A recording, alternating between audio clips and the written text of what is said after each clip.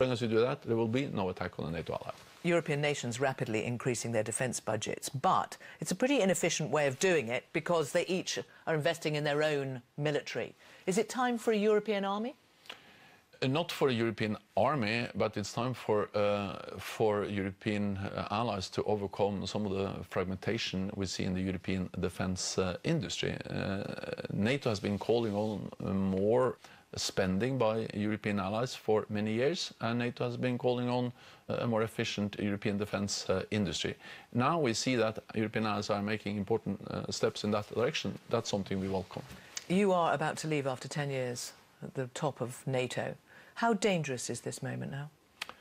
It is a more dangerous world, but NATO has also become much more stronger, and we do that to ensure that we preserve peace and prevent any military attack on a NATO ally. Jens Stoltenberg, thank you for coming on Hard Talk. Thanks for having me.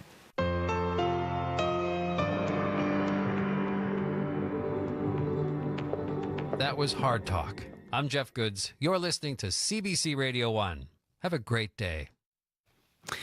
Well, we'll try to have a great day. We've got a challenging one on our hands here. Good morning, everyone. I'm Marcy Marcusa. This is Information Radio, live in downtown Winnipeg on 89.3 FM, 990 AM on the app or YouTube on CBC. And the comment, of course, is because the snow is swirling out there with strong winds, and we are going to have a challenging day across Manitoba with this weather. Thank you so much for joining us. We're on air with the morning show till 8:37 AM. Thanks to Emily Brass, who was sitting in for me yesterday. Good morning, Brad Lillies behind the YouTube controls. Good morning, Corey Funk, who's directing the show, and we'll cover the commute. And good morning, Abby Adeyemi, who's behind our controls this morning, our technical producer, and Abby will be covering these weather systems. I can tell you there's an extreme cold warning that continues today for Brochet into Dooley Lake. That means wind chill values around minus 45.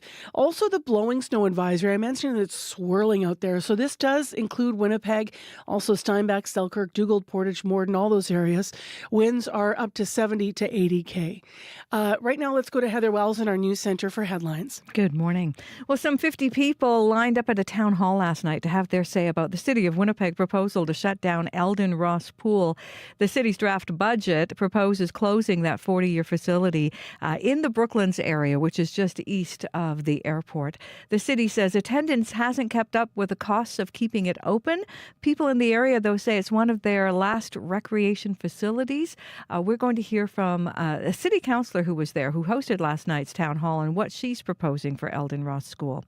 As well, a Congolese Winnipegger says people from his home country need support, more support from Canada and from Manitoba. Many asylum seekers have to live in shelters while their claims are processed. I'll be back with more Manitoba news at 6:30.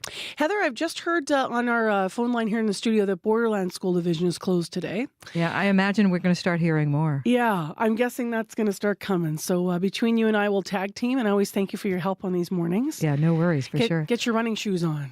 Yes, exactly. Thank you, Heather. Heather runs back and forth for us from the news department in bringing these notices. But yeah, that won't be the only school division because of the conditions I mentioned. I should also mention here that there's a blizzard warning for Lake Winnipeg, South and North Basin, and Lake Manitoba. So all due to winds.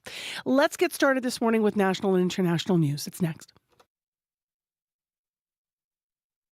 On Cue with Tom Power. Alan Ritchson is a big, tough guy. He plays a big, tough guy named Jack Reacher in the hit series of the same name. Who are you? Someone who prefers not getting involved.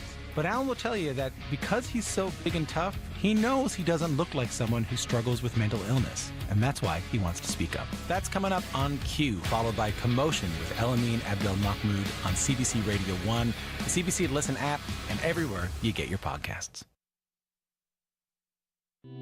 This is World Report. Good morning. I'm Marcia Young. Canada is preparing to welcome thousands of people fleeing the war in Sudan. Starting today, Ottawa will begin accepting applications to help reunite those who have family in this country. The war in the Eastern African nation has created the world's largest displacement crisis. 8 million people have been forced to leave their homes.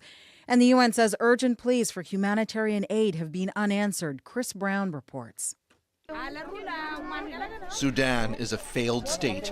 10 months of conflict between two warring generals has created what aid groups say is a hunger catastrophe. It really is a forgotten war. Immigration Minister Mark Miller says beginning today, the government will open a path for a relative few to escape to Canada as part of a new humanitarian pathway for Sudanese already with family members in the country. I'm optimistic that we'll be able to get 3,000 or more people into Canada, but clearly there's devastation that every country in the world needs to step up. Canada's Sudanese community of roughly 17,000 people wanted no cap on the numbers, and there are worries that the first-come, first-served system will leave people behind. But Miller says the plan could be adjusted. We don't know how much take-up there will be, but certainly it won't be enough to save everyone, but we have to do something as a country.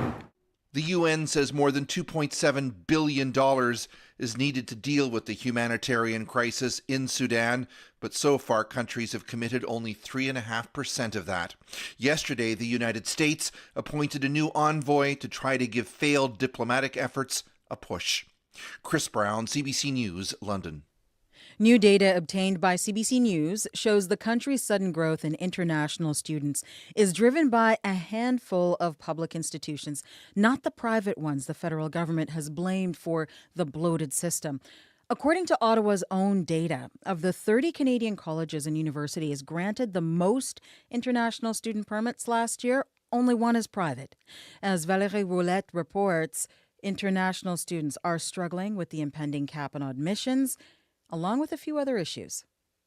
I'm not finding a job so far. That's the main anxiety. Shabnoor Abdulatif used to be a physician in Iran. She is now 2 months away from graduating from an Ontario public college.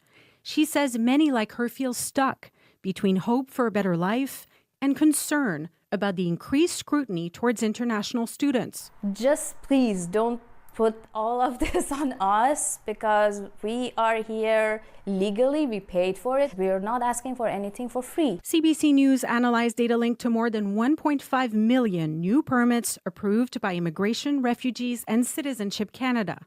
We found that among the 30 colleges and universities that received the most permits last year, only one was private. For at least a dozen Ontario public colleges, approved permits have tripled since 2018. This is not a one or two school problem. Earl Blaney works as an immigration consultant in London, Ontario. The problem is everyone else has been clapping along because everyone's making a ton of money off this. Shabnoor paid $30,000 for her diploma and was shocked to see CBC's analysis. It feels like schools are not there to help us, but to get our money. It's shocking. CBC reached out to the top 10 schools with the biggest increase in approved permits over time.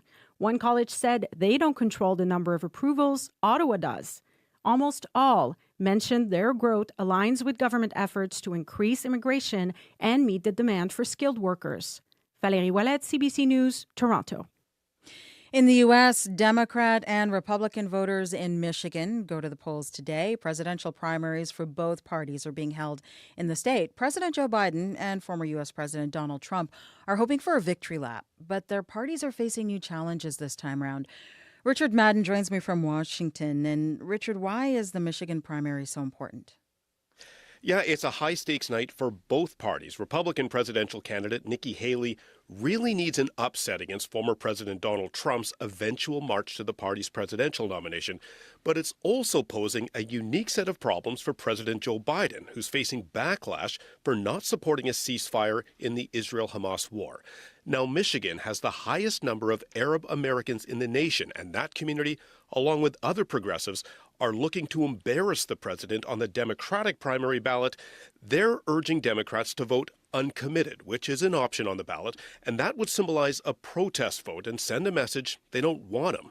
Take a listen to activist Lexis Zedin, who's one of the organizers.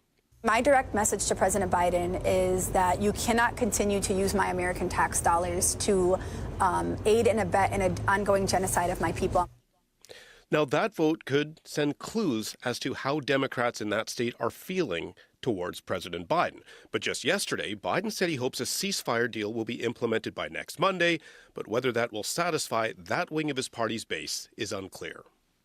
And what about the impact on the Republican race? Yeah, so for Nikki Haley, Michigan represents one of her last stops to slow Trump's momentum. So a loss tonight would make her already difficult path to victory even tougher. Donald Trump has already won the last 4 contests, including Haley's home state of South Carolina.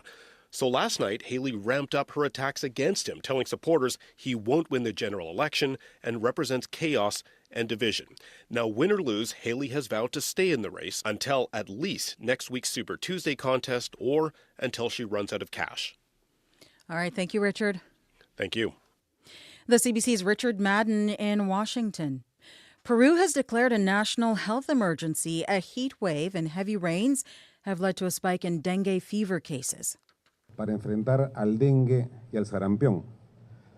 Debo anunciar que mañana se va a declarar en emergencia. Peruvian Prime Minister Alberto Otarola says the emergency is in effect as of today in 20 of 25 regions in the country. It will last until the end of May. The National Health Ministry says 31,000 cases of dengue fever were recorded in the first 7 weeks of this year. That is twice as high as the same period in 2023. 32 people have died.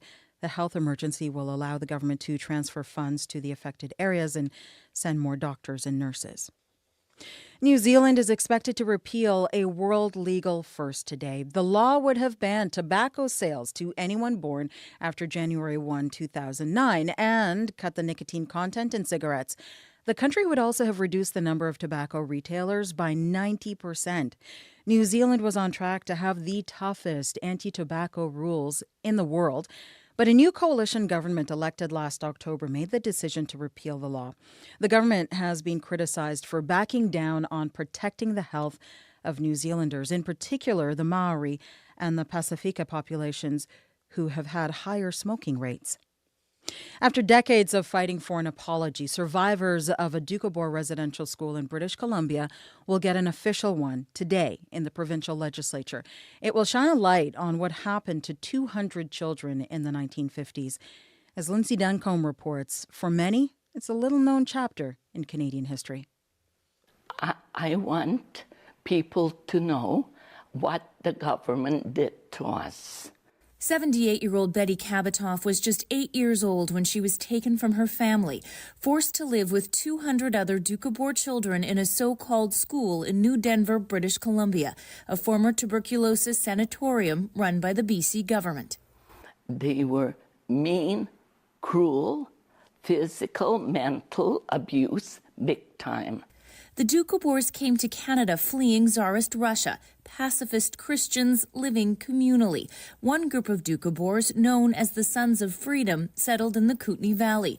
They clashed with government and law enforcement, protesting in the nude, setting their homes on fire. They did not want to send their children to public schools, so the government took their children away and put them in the New Denver facility from 1953 to 1959. Both Lorraine Salican-Walton's parents were survivors. She has been fighting for an apology for decades. We really wish that this happened 25 years ago because it is so important for us even to move on. Today's apology will come with a $10 million compensation package. Much of that money will go to education and healing. Betty Kabatoff says it's not enough. She wants individual compensation. Apology was great. Compensation, a slap in the face. And if she meets the Premier today, she plans to tell him that. Lindsay Duncombe, CBC News, Victoria. And at cbcnews.ca, there is more on this story. It is on our main page, cbcnews.ca. That is the latest national and international news from World Report. I'm Marcia Young.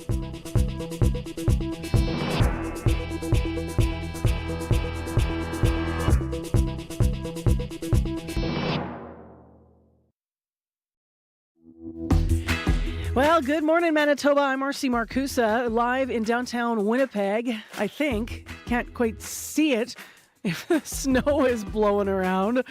It's going to be a rough day. We already have 3 school divisions affected by the weather out there. Thank you for joining us. And this is CBC's Information Radio on 89.3 FM, 990 AM on the app or YouTube. So weather-wise, if yesterday was sort of find the lane day, today is, make sure you can see where you're going day. It's rough out there, and we have a lot of different warnings and watches. We'll get through all those in a moment. In addition, this hour on the program, what a lovely story this is. A 10-year-old boy from Winkler made a massive donation to the HSC Children's Hospital yesterday, in part to thank them for what they did for his life. He had 35 surgeries in his life. Yeah, he's 10 years old. So stay tuned. We're going to hear more of that. Also, we'll explore ALS after the death of Canadian actor Kenneth Mitchell, known for his roles in Star Trek and Captain Marvel. He was only 49 years old. He died from complications of the disease. So an opportunity to talk about it this hour. Right now, let's go to Heather Wells in our news center. Good morning. Good morning. Well, an economist who specializes in the business of professional sports says he doesn't believe the Winnipeg Jets will fly away again. Jets co-owner Mark Chipman has expressed concerns in recent days about low ticket sales. Ottawa economist Glenn Hodgson says Winnipeg's small size and lack of affluence was always going to make supporting the NHL a challenge, but he doesn't think relocation is an imminent threat. We're going to hear more coming up. As well, an influx of refugee claimants seeking asylum in Manitoba has newcomer groups saying it's driving up demand for legal support and housing. Many claimants end up at homeless shelters like the Salvation Army Centre of Hope in Winnipeg. We're going to hear more on that as well coming up in our next local news at 6:30. Thanks, Heather Wells. You're welcome. How was your drive in? You know, it wasn't bad. I mean, there were places in open areas like on Fermor or going over St. Vital Bridge that were, a little bit, hard to see where you were going. But overall, it wasn't terrible. But that was early in the morning, right? Before anyone else was on the streets. Yeah, agreed. My drive is kind of, I have a very short drive, but it's around the Polo Park area to here. I also found it was interesting when the wind blew. It was really like all of a sudden like, whoa, okay, I can't see. So depending on where you are. Corey Funk ran in. Abby's going to actually give us the weather in a minute. But how about you for your run, Corey? It hurt. Okay, painful if you're running. Noted. And Abby, you were coming from South Winnipeg. How was that? The permanent crossover to the plaza, and I got there and it was blowing snow. I had to slow down, bring it down to like 30. Okay, so all with similar experiences. What does the forecast actually say? Yeah, we are waking up to blowing snow in the city. Folks, get ready for a day with a bit of everything. Like today's forecast is going to bring a mix of blowing snow, then we're going to see sun later, and then we're going to see some clouds. But the blowing snow will not be tapering off till around noon, so we will definitely see that more. And that north winds will be fierce. It's going to be dropping temperatures to about -20 during your lunch period and making the wind chill this morning as you set out to feel like -34. There's a risk of frostbite, so you need to take precautions. Now, for folks in the southern portion of Manitoba, the Interlake and the Red River Valley, we're currently having a blowing snow advisory in effect for you. You need to brace yourself for challenging conditions ahead. You'll be expecting a poor visibility due to that snow blowing, and the maximum wind gusts will be racing from 70 to 80 km per hour. So this strong winds, courtesy of that departing Alberta Clipper, will combine with fresh snow and creating widespread blowing snow for you, and it's going to be affecting your travel. So you really, really need to take care. And for folks in Tudor Lake and Brochet, there's an extreme cold warning for you. It's currently in effect. You're going to see overnight lows of around -35 to -40 degrees today, coupled with that wind, and the wind chill is going to be feeling like -45 or more. So there's also that risk of frostbite in minutes. You need to cover exposed skin if you're setting out this morning. Look, kids, it's still winter. Yeah, winter wonderland. Right? All right. Thank you, Abby. You're welcome. School closures now. Let's talk about the divisions that have already reached out to CBC. No school today in Borderland School Division. Prairie Rose School Division also closed today, and all schools are closed in Lord Selkirk School Division with no buses. Staff today not expected to report to their place of work, so it's just too tough out there. Corey Funk, we already heard from this morning, but anything on the commute? Yeah, visibility is going to be your biggest issue out there, particularly on the highways. I'm looking to Manitoba 501 preliminary look. Poor visibility being reported pretty much right across the province from western to eastern Manitoba. So be careful if you are hitting the highways this morning. The plows have been by on a lot of the highways so far, so should be still very clear, but that blowing snow can always change things very quickly. So be careful. Here in the city, not too bad. Maybe if you are heading out on a bike or running, definitely wear goggles. I didn't, and I definitely regretted it. My eyes and forehead hurt a lot. But if you see anything else going on out there, give me a call on the CBC commuter line. That number 204-788-3093.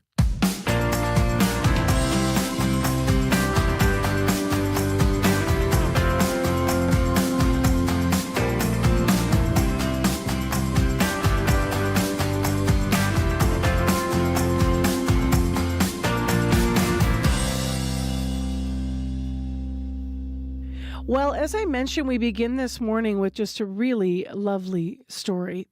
It is about a young boy who is helping the hospital. He's 10 years old. He's from Winkler. He's made it his mission to help other kids like him. His name's Pacey Wall. He lives with a rare medical condition, and as I also alluded to, it means he's had 35 surgeries already in his short lifetime due to intestinal failure. Now, over the course of the past year, he's raised over $35,000 selling pizza and hosting raffles at the Winkler Flyers hockey games. And all that money is being donated to help the Children's Hospital. They're going to purchase new equipment for pediatric surgeries. That is why he was named the 2023 Champion Child for the HSC Children's Hospital. It's an award given to a child in our community who gives back by raising funds for child health care and research. And he was really quite the firecracker. I saw this in the news last night, but in case you missed this, have a listen to what he had to say yesterday about his experience. I wanted to start with a joke. I was hoping to use one of Dr. Schroyer's jokes. She's one of my surgeons. But they are, let's just say, pretty terrible. So I will tell you one my little sister Savannah told me. It is actually pretty impressive coming from her. What do you call somebody with no body and no nose? Nobody knows. My parents chickened out to come up and talk here today, so you're just stuck with me. I have worked really hard to raise money for the Children's Hospital last year, and I think it's paid off. I remember when my parents told me that my goal was to raise $10,000 in 2023.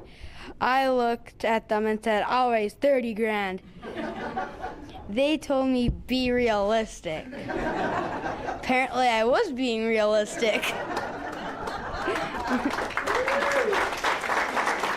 I think the best memories from my champion child year was spending a week in Florida with my family, going crazy fast in Ferraris and Lamborghinis. Did you know that I went 229 kilometers per hour in a Lamborghini at the Gimli track with the Ferrari Club?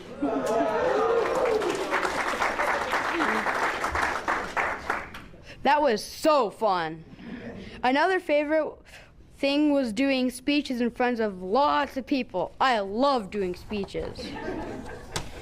Even though I can't actually eat it, my favorite food is pizza. My first fundraiser was selling frozen pizzas in Winkler. I do not like writing, so I hired my sisters to write down the orders and promised them I would do all the talking.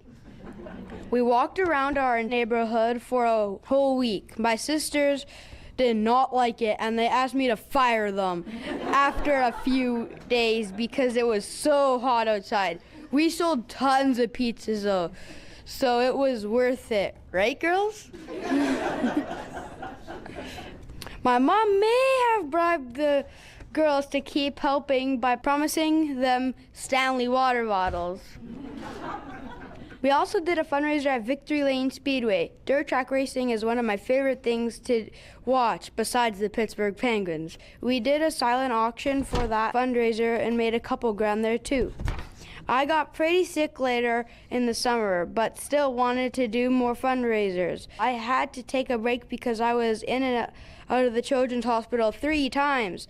I couldn't start school till it was almost Halloween, and I had to go to the operating room again so I could get better. I was still hoping to get my fundraisers done, so once I was well enough, I made a plan. I asked my teacher if I could do a speech at school in front of all the kids. They said yes, so I shared a bit of my story and We did a school-wide contest to see which class could raise the most money. The class that won got to have a pizza party with the Winkler Flyers. My class ended up winning, so it was pretty awesome. Our school raised over $5,000 in 4 days. My last fundraiser was at a Winkler Flyers hockey game. I really wanted to do this one. My plan was to do a raffle. I don't really like my parents helping me much because I think it means more if I do it myself. So I got them to drive me around to businesses in Winkler and Morden, and I asked to speak to the managers to see if they would be willing to donate raffle prizes. Let me tell you, I had a lot of business meetings. I asked my mom to wait in the car for most of them because it's kind of embarrassing if she stands there while I shoot my pitch. Anyway, we got 14 epic raffle prizes donated, and the fundraiser was a huge success. We made over $13,000 at the fundraiser, all in one night.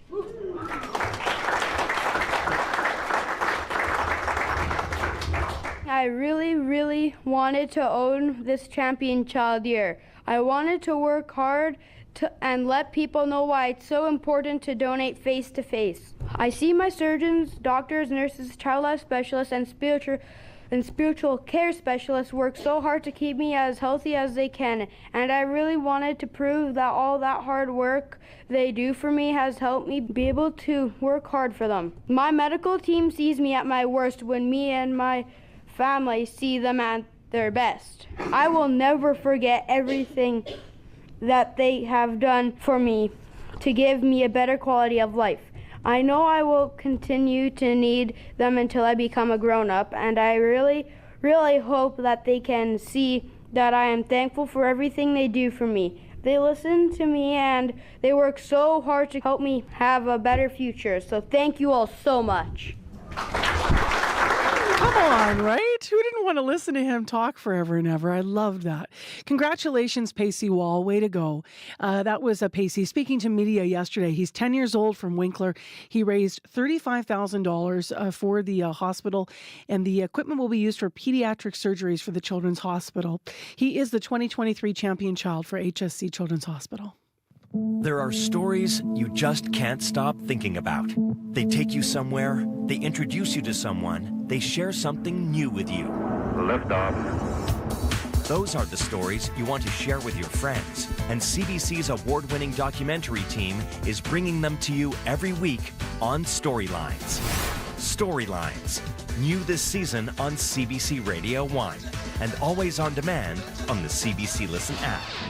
School closures due to weather this morning, 6:23 a.m. Lots of blowing snow out there. An advisory for Winnipeg, Southeast Man, Interlake, Red River Valley. Blizzard warnings up around the lakes, and extreme cold in Brochet and Tuduli. So here's what's closed. Borderland School Division, Prairie Rose School Division, Lord Selkirk School Division, including staff not expected to report. Evergreen School Division, Hanover School Division, all closed. And finally, Rolling River School Division is closed as well, but their staff are asked to work from home. Reach out to CBC if you need to add to the list. It's minus 17 in Winnipeg with that light snow and blowing snow. Well, up next on the show, physicist Stephen Hawking lived with amyotrophic lateral sclerosis, or ALS, for much of his life. It is a neurological disease that gradually impairs a person's ability to move, speak, eat, and breathe. And now the death of Canadian actor Kenneth Mitchell at the age of 49 from ALS complications once again highlights the debilitating condition. For a closer look at things, David Taylor is with us. He's Vice President of Research and Strategic Partnerships at ALS Society of Canada. Good morning. Thanks for having us. Thank you for being with us. Now, I know ALS from personal family experience, just to put that out there for you. But for those listeners who don't, what is it and how does it affect the body? Sure. So ALS is a progressive terminal disease. Our brain is connected to our muscles through wires called motor neurons. And in ALS, these motor neurons, they die. So our brain can no longer signal our muscles to do their function, and eventually you lose the ability to move, to speak, to swallow, and eventually breathe. And it can affect anyone at any age or ethnicity, and also men and women. Are there any trends developing in terms of who is at risk? You just said it can affect anyone, but what should we understand about it? Yeah, so there are a subset of people who have a specific genetic cause that we can identify that puts them at higher risk. And for some of these people, it will be passed on in the family line, and others it may not be. But the majority of cases, we don't know the exact cause, and that's why we need more research funding to be able to ultimately identify those and get people better treatments. Are there different types of ALS? Because I had a family member who passed away astonishingly quickly after diagnosis, and then others I've known have lived for years as the disease it's quite cruel. But their trajectory of living with the disease was different. Are there different types of it? Yeah, so we don't know exactly whether or not it is different types or just a different manifestation of one type of disease. We're still trying to figure that out, but we do know for sure it's what we call heterogeneous, which means it's different from person to person. And some people it will affect different parts first. And as you said, some people will progress quicker or others slower. And that's really for us to figure out, and is again why we need more research funding for this underfunded disease. What are some of the common early symptoms of ALS that you think people should be aware of? Yeah, so we certainly wouldn't want to alarm anyone because, these things can mimic in many different diseases. But if someone has sort of a progressive weakness that's unexplained in their upper or lower limbs, if they have slurring of the speech or changes in the speech that isn't getting better, or swallowing for the same, if there's an impairment in swallowing that keeps getting worse, this is a good time to go get things checked out. We actually have a tool online at ALS.ca called Refer ALS, which you can bring to your physician and walk through whether you should be seen by an ALS specialist. Is there an age where people are most likely to first experience an initial symptom? So ALS can affect anyone at any age. We even have forms of it or genetic forms that can affect people in very young ages, such as teenagers. But we do see ALS in the 20s, 30s, all the way through. And typically, it tends to be people in more middle age to late age that it affects the disease, though. At what point would you encourage someone to connect with a doctor if they're concerned about symptoms? As you said, some of the things you mentioned are very common. So what would be the line for you? Yeah, I think certainly that tool can help refer ALS, but I think if you see any of these sort of progressive weakness or progressive changes in speech or swallowing, and it's not getting better. I think the biggest piece is if it's progressive, don't wait too long. Go in and see a physician and talk to them about these symptoms and see if you can go see a neurologist and perhaps get into an ALS specialist, because they can certainly diagnose much faster than anyone else could. What is, as you mentioned, more research is needed, but what is some of the most promising research out there? I know there's medications for other diseases that present similarly, like Huntington's, for example, and these aren't curable things, but there are things that can maybe slow the trajectory of the degradation that would happen with these diseases. Is there some hope for ALS in that regard? Yeah, so we have a couple of treatments that are Health Canada approved in recent years that are seemingly, at least in clinical trial, have shown to potentially slow down disease by a small amount. We're still learning about those ones. We have one time-tested treatment that has been able to show for a majority of people it can sort of give them a few extra months. But I think the big thing is that in recent years, we've learned for a subset of people where we know the exact trigger, about 2% of the cases, we've actually realized that ALS is treatable, and there are some people who have now stabilized with the disease over a number of years with this treatment. So it means for the wider group of people, we just need to identify that same factor, that important factor for their ALS, and then hit it at the right time. And I think we can make a substantial difference. Is the treatment you're mentioning that has some promise, what is it? Is it easy to explain over the radio? Sure, absolutely. So there's a specific genetic form of the disease that's caused by a particular protein called SOD1. And this drug called tofersen, or this treatment, which is now approved in the United States, it's available in Canada through a special access program. It hits the target exactly that we know is triggering the disease and reduces the amount of it. And then this actually has shown really great promise. The thing is, we have to find the equivalent for the 98% of other people with the disease. But it means ALS is treatable, which is something we didn't know a few years ago, which is amazing. You alluded to the fact that ALS might have family connections, but you're not sure. So I talked about Huntington's, which I know a great deal about, which has clear genetic connections. ALS does not. You're still researching that as well? So we do know for sure that for a subset of people, it can be passed on in the family line, and through specific genes that are passed on, or gene variants. And those are identifiable. Those are things that we can certainly, we've studied a lot and we're learning from. So it definitely can be familial, but it's only about 10% of people where it's in the family line. The rest of it is all very much unknown as the cause as of right now. What would you say to someone listening that, is maybe a family member or a friend of someone with ALS about how to best support them if they've been diagnosed with this? Yeah, so I think in the case of your listeners, I think going to the ALS Society of Manitoba, registering them, they can get supports and equipment that can help them to navigate the disease as it progresses. And then each person is different, really supporting the needs of that individual in all different aspects, making sure they can get to a clinic where they can get the proper care.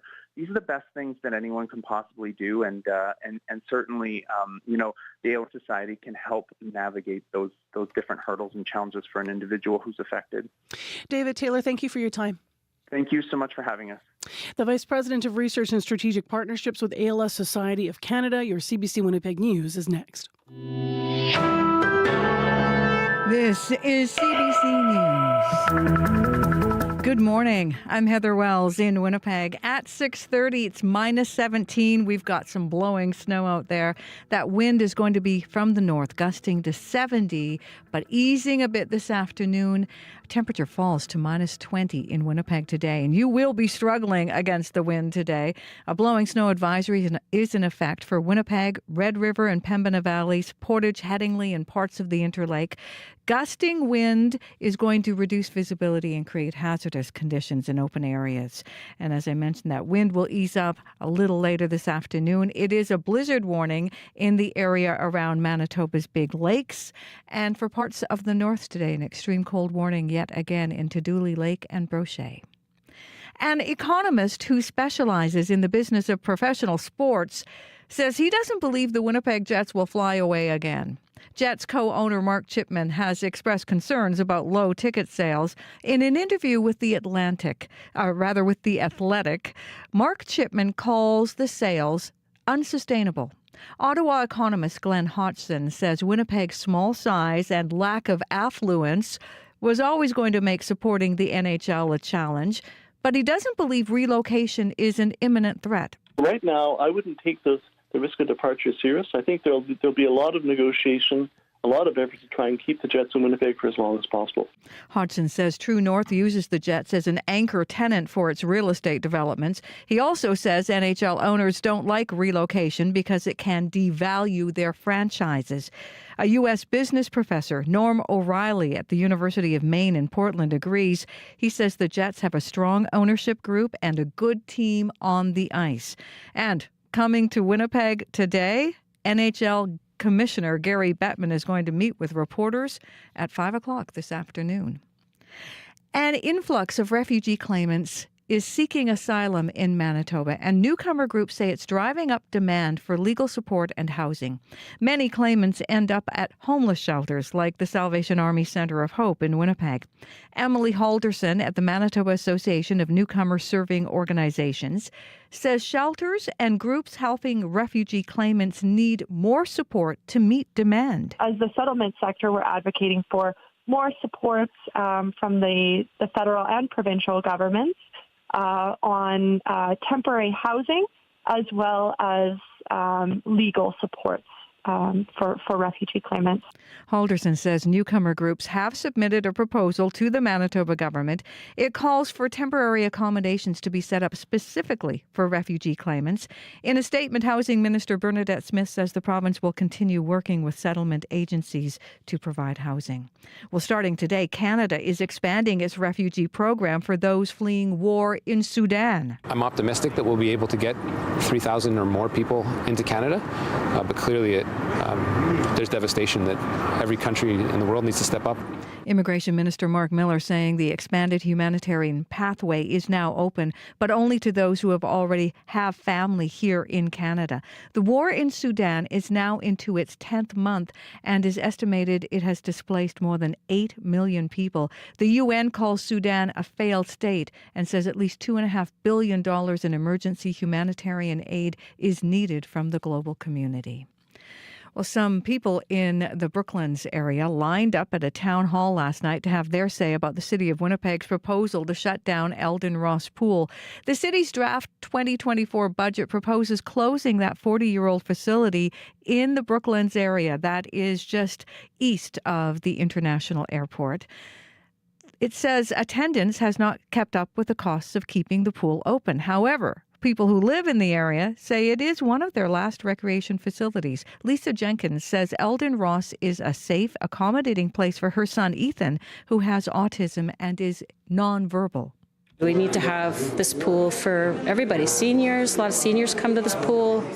The youth don't have any place to go to in the winter or the hot summer days. This is a place to go. Councillor Vivian Santos hosted last night's town hall. She plans to ask the city to keep Elden Ross open for a year while a feasibility study is done. You can read more about this story on our website, and you can hear more about it as well coming up on Information Radio. Thank you, Heather Wells. You're That's welcome. Heather Wells in our news department this morning. Well, from pool closures to school closures. Let's get to the 8 school divisions that have reached out to CBC already due to the weather. They're going to stay closed. So there's no school today in Borderland School Division, Prairie Rose School Division, Lord Selkirk School Division, and just a note there, staff not expected to be there either. Evergreen is also closed, Hanover closed, Seine River closed, and finally Lakeshore School Division is closed due to dangerous driving, is what they told us. Rolling River School Division is also closed today. However, in that division, staff are asked to work from home. So there's 8 of them involved right now. Let's get into the actual weather. Yesterday, it was stormy, but slightly different from today. Yesterday was more the piles of slush, and then later in the day, of course, some of that snow melted around. Today is really a lot about the wind, and Abby's here to walk us through it. I would say blustery, that's the word I would use. Winnipeg is going to be feeling it this morning. Do be careful out there. That snow that fell yesterday is blowing everywhere, and we're also getting more this morning. And there's a blowing snow advisory in effect for Winnipeg, the Red River Valley, the Pembina Valley, Portage, Headingley, and parts of the Interlake, gusting winds up to 80 kilometers an hour. And it's going to reduce visibility, creating very terrible road conditions, reducing visibility in open areas and on the highway. So do be careful out there.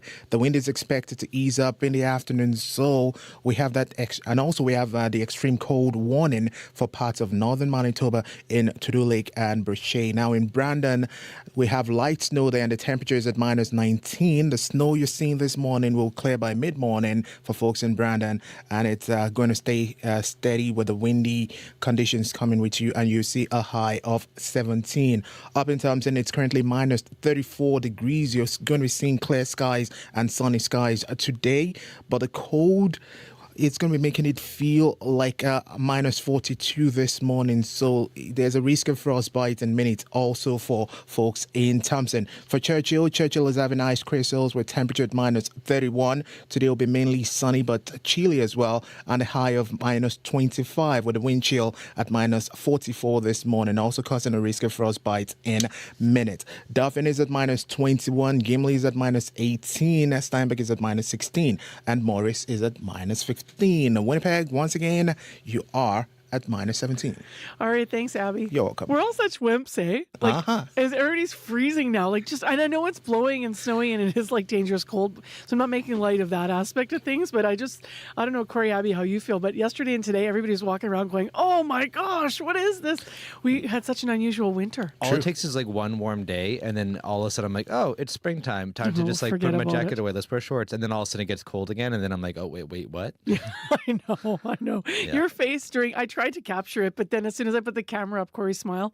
When Abby was doing the forecast, you had the most unimpressed look on your face. Yeah, I was like, no, just no. I was seeing sunny last week, and then this happened. Yeah, both of you. You just looked unimpressed.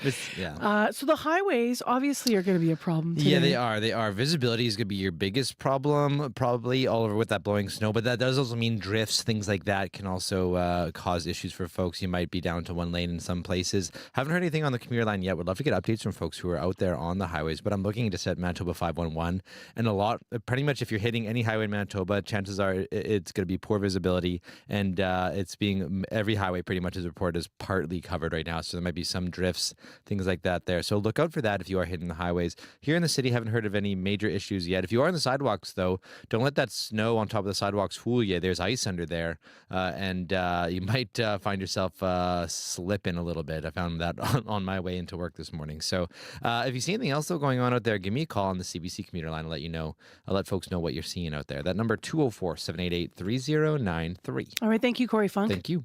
Well, next on CBC 89.3 FM, it's time for our business news. Phil Lamont continues to fill in with business news. Good morning.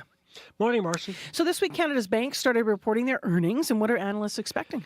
They figure it'll be a rough quarter for Canada's big banks. Earnings could be down by as much as 12% compared to the same quarter last year. And you're starting to see that today because the first two banks came out. Scotiabank earnings beat estimates, but they were down 4.5% compared to last year.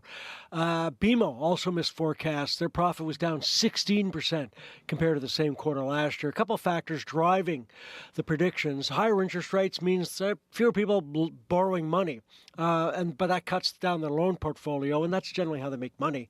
Loan delinquencies on the rise. More than about 140,000 more Canadians missed a payment on their loans in the third quarter of last year versus 2022, but also on the commercial side.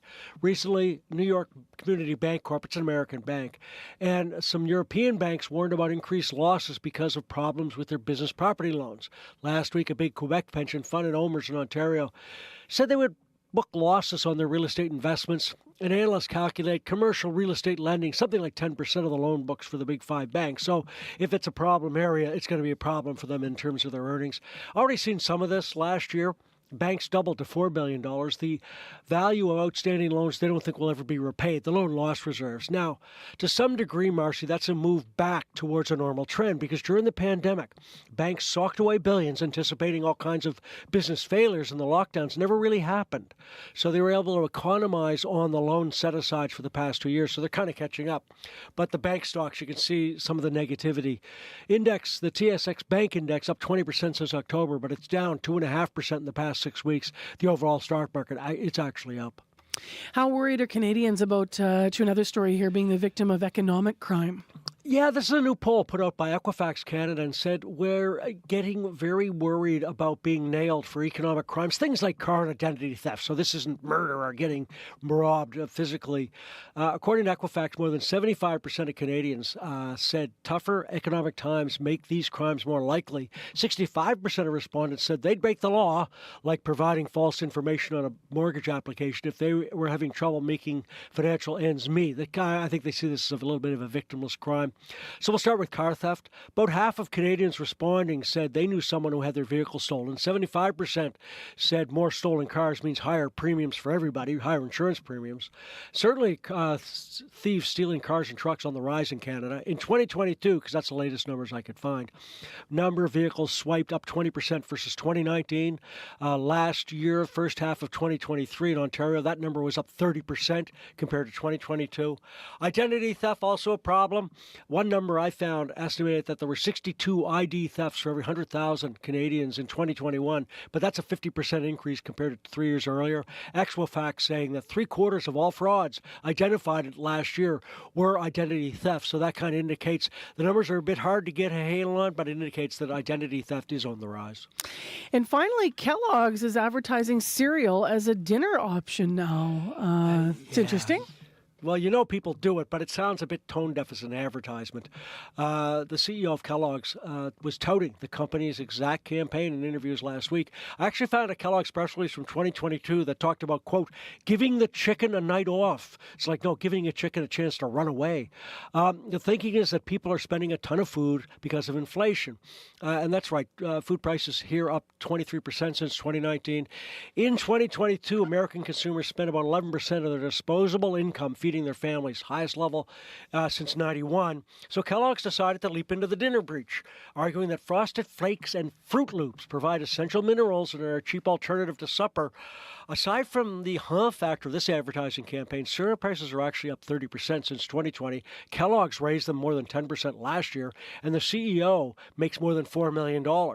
A bit of a backlash, to say the least. Now, to be fair, people are eating more cornflakes and the like, but I eat my cinnamon crunch kind of cereals when I'm watching Bad Sisters or Slow Horses, not for dinner.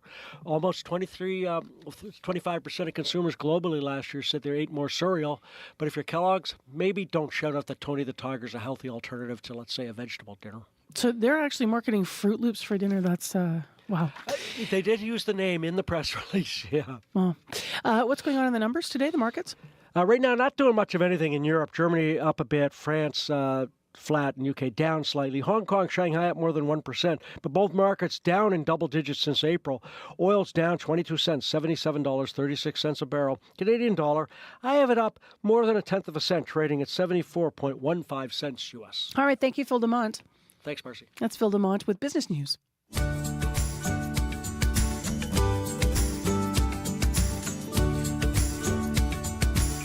6:45 a.m. It's -17. I'm Marcy Marcusa with our team at Information Radio here on CBC.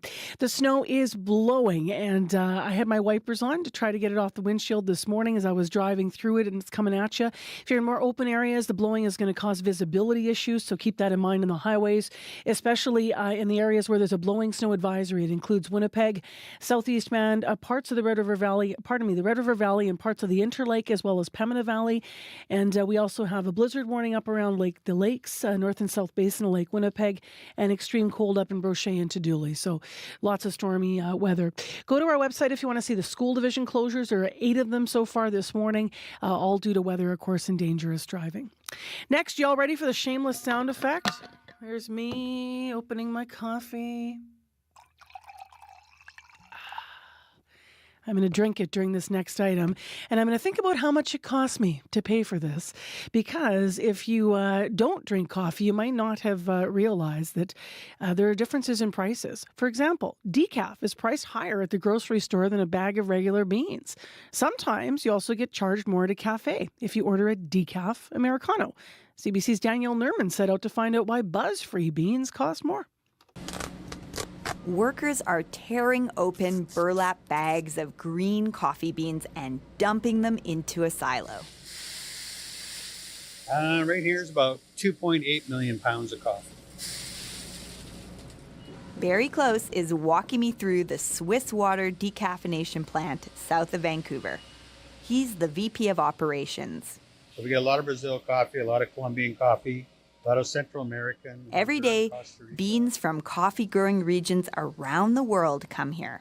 Mexican coffee, and a fair bit of coffee out of Sumatra. Barry loves coffee, but not caffeine. I ended up here for a reason. I was going to ask. Yeah, no, I'm very, very caffeine sensitive. I have 1 cup of regular coffee a day, and then after that I can't drink caffeine. So I'm a true believer in our product, let's put it that way, a true consumer of it. If you're like Barry, you may have noticed an extra charge when you order a decaf latte. Why?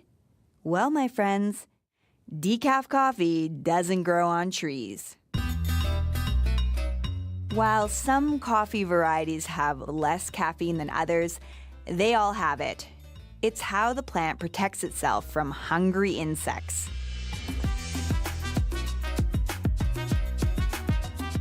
All coffee beans are harvested in their natural, stimulating state. But beans destined to become decaf have to get the caffeine sucked out of them. Barry Close says that takes more travel, more time, and more money. Whenever you send coffee from an origin country to another country for additional processing before you can actually convert it into a cup of coffee, your costs are going to go up. It takes a lot for us to get coffee up from origin, whether it's South America or Central America, through our facility, then over to the East Coast, and then shipped over to Europe. There are 2 ways to take caffeine out of coffee, with chemicals or without.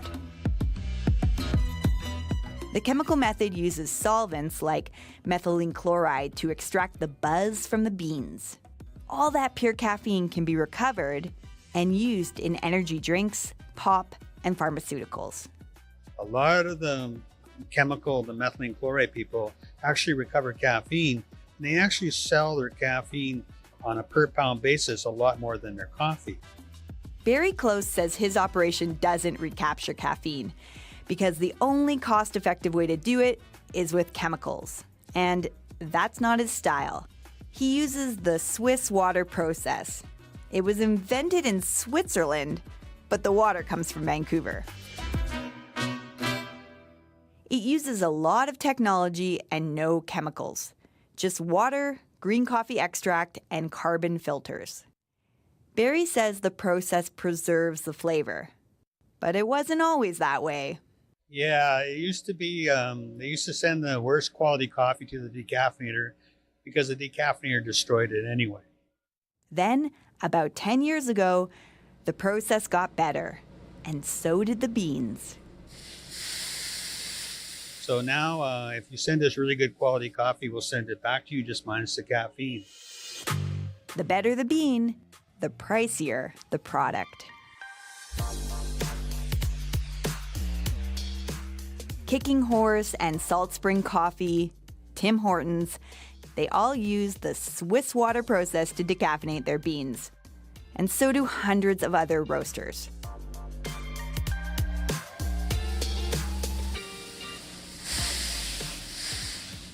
And even though this place is all about taking the jitters out of coffee, you don't have to switch to decaf to work here. We used to put decaffeinated coffee in the lunchroom, but we found that the productivity dropped too much, so we decided we have to go back and put caffeine in the coffee. So, hallelujah!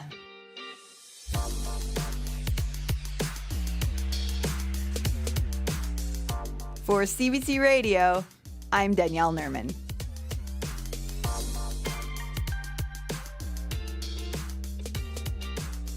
Cost of Living has a podcast as well if you want to check it out. That's the show Danielle works for. You can also catch it live here on the radio at 11:30 this morning.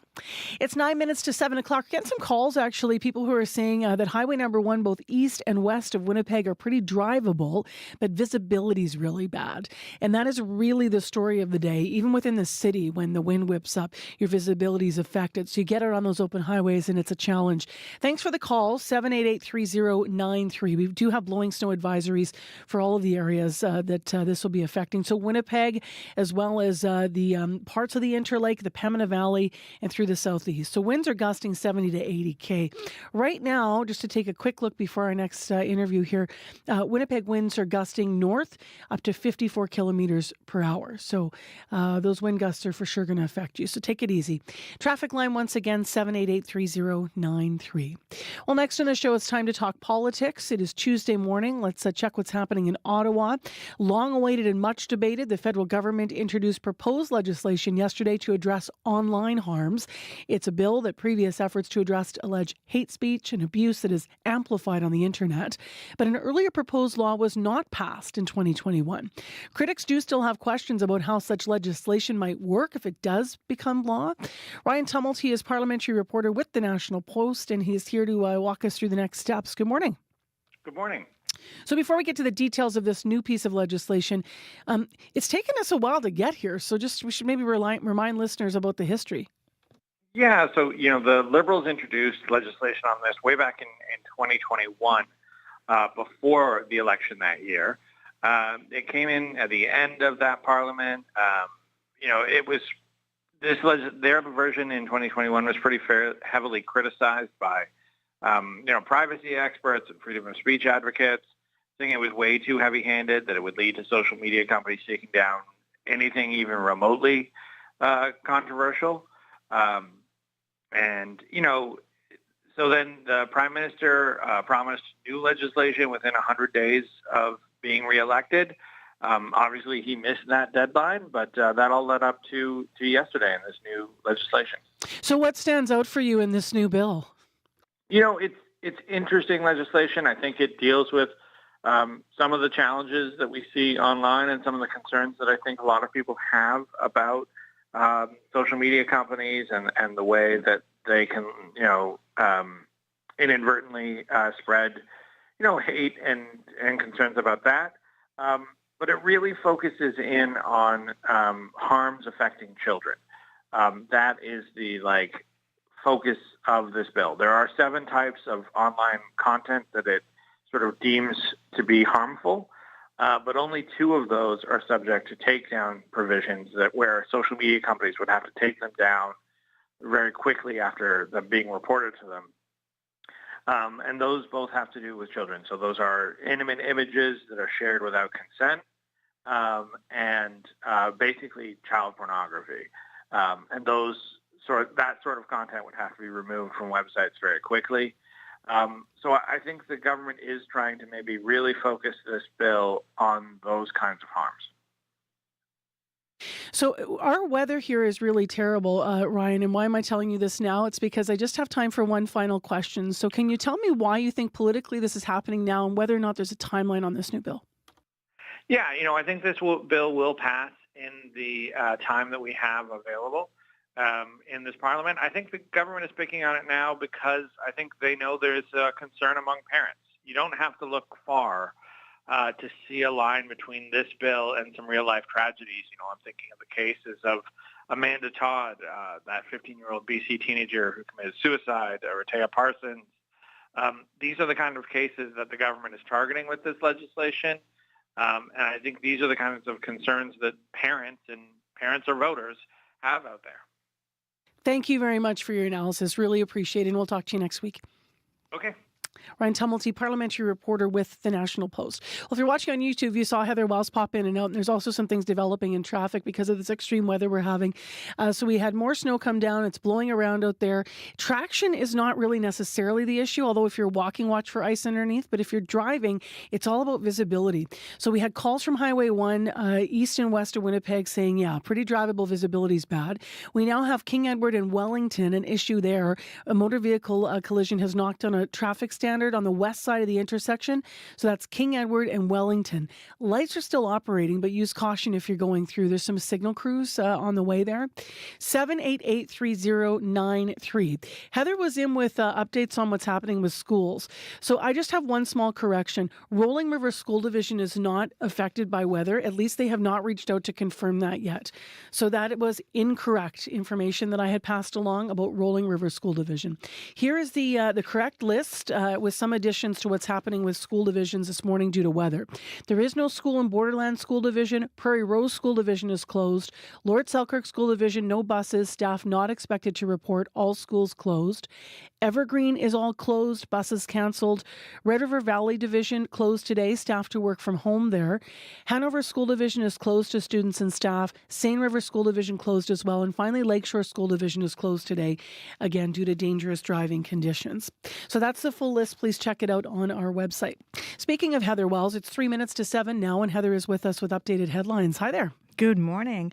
Well, one person at last word was in unstable condition after a fire at a house on Worthington Avenue in St. Vital. Crews were called to a bungalow there around 2:30 yesterday afternoon. No one else was hurt. That fire is now under investigation. A Winnipeg City Councillor is pushing to keep Elden Ross Pool open. 50 people packed a town hall last night to have their say about the City of Winnipeg's proposal to close that pool. The city's draft budget says attendance hasn't kept up with the costs of keeping the 40-year-old facility open. The councillor, Vivian Santos, plans to ask the city to keep the pool open for a year while a feasibility study is done.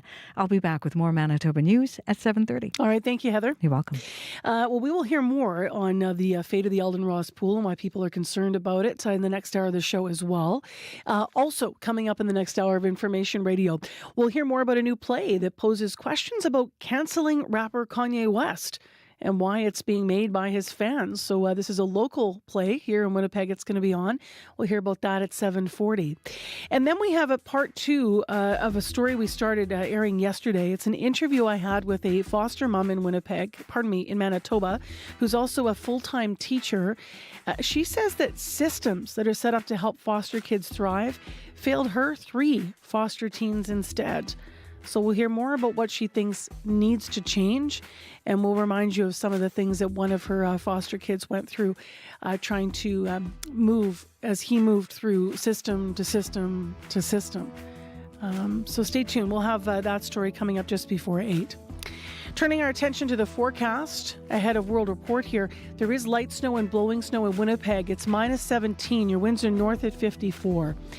That's how we're starting. Snow should end near noon, then a mix of sun and cloud this afternoon. Winds will calm down this afternoon as well, but the first half of the day, the biggest challenge. Our temperature, though, is going to fall after the blowing subsides, our temperature will fall to minus 20 this afternoon. So blowing snow advisory continues for us here in southern Manitoba, as well as a blizzard warning for Lake Winnipeg and Lake North and South Basins, as well as Lake Manitoba. And your temperature warning, the extreme cold is in Brochet and Tadoule. Winter is back. On the current. You know, everyone gets affected differently by wealth. Some people can handle it, other people cannot. Kara Swisher has covered the tech industry for 3 decades. She's been called Silicon Valley's most feared and well-liked journalist. Now, in a new memoir, she's telling all about the powerful people she's met along the way. Kara Swisher, coming up on The Current. The Current with Matt Galloway. This morning at 8:37, 9:07 in Newfoundland, and on the CBC Listen app. This is World Report. Good morning. I'm Marcia Young.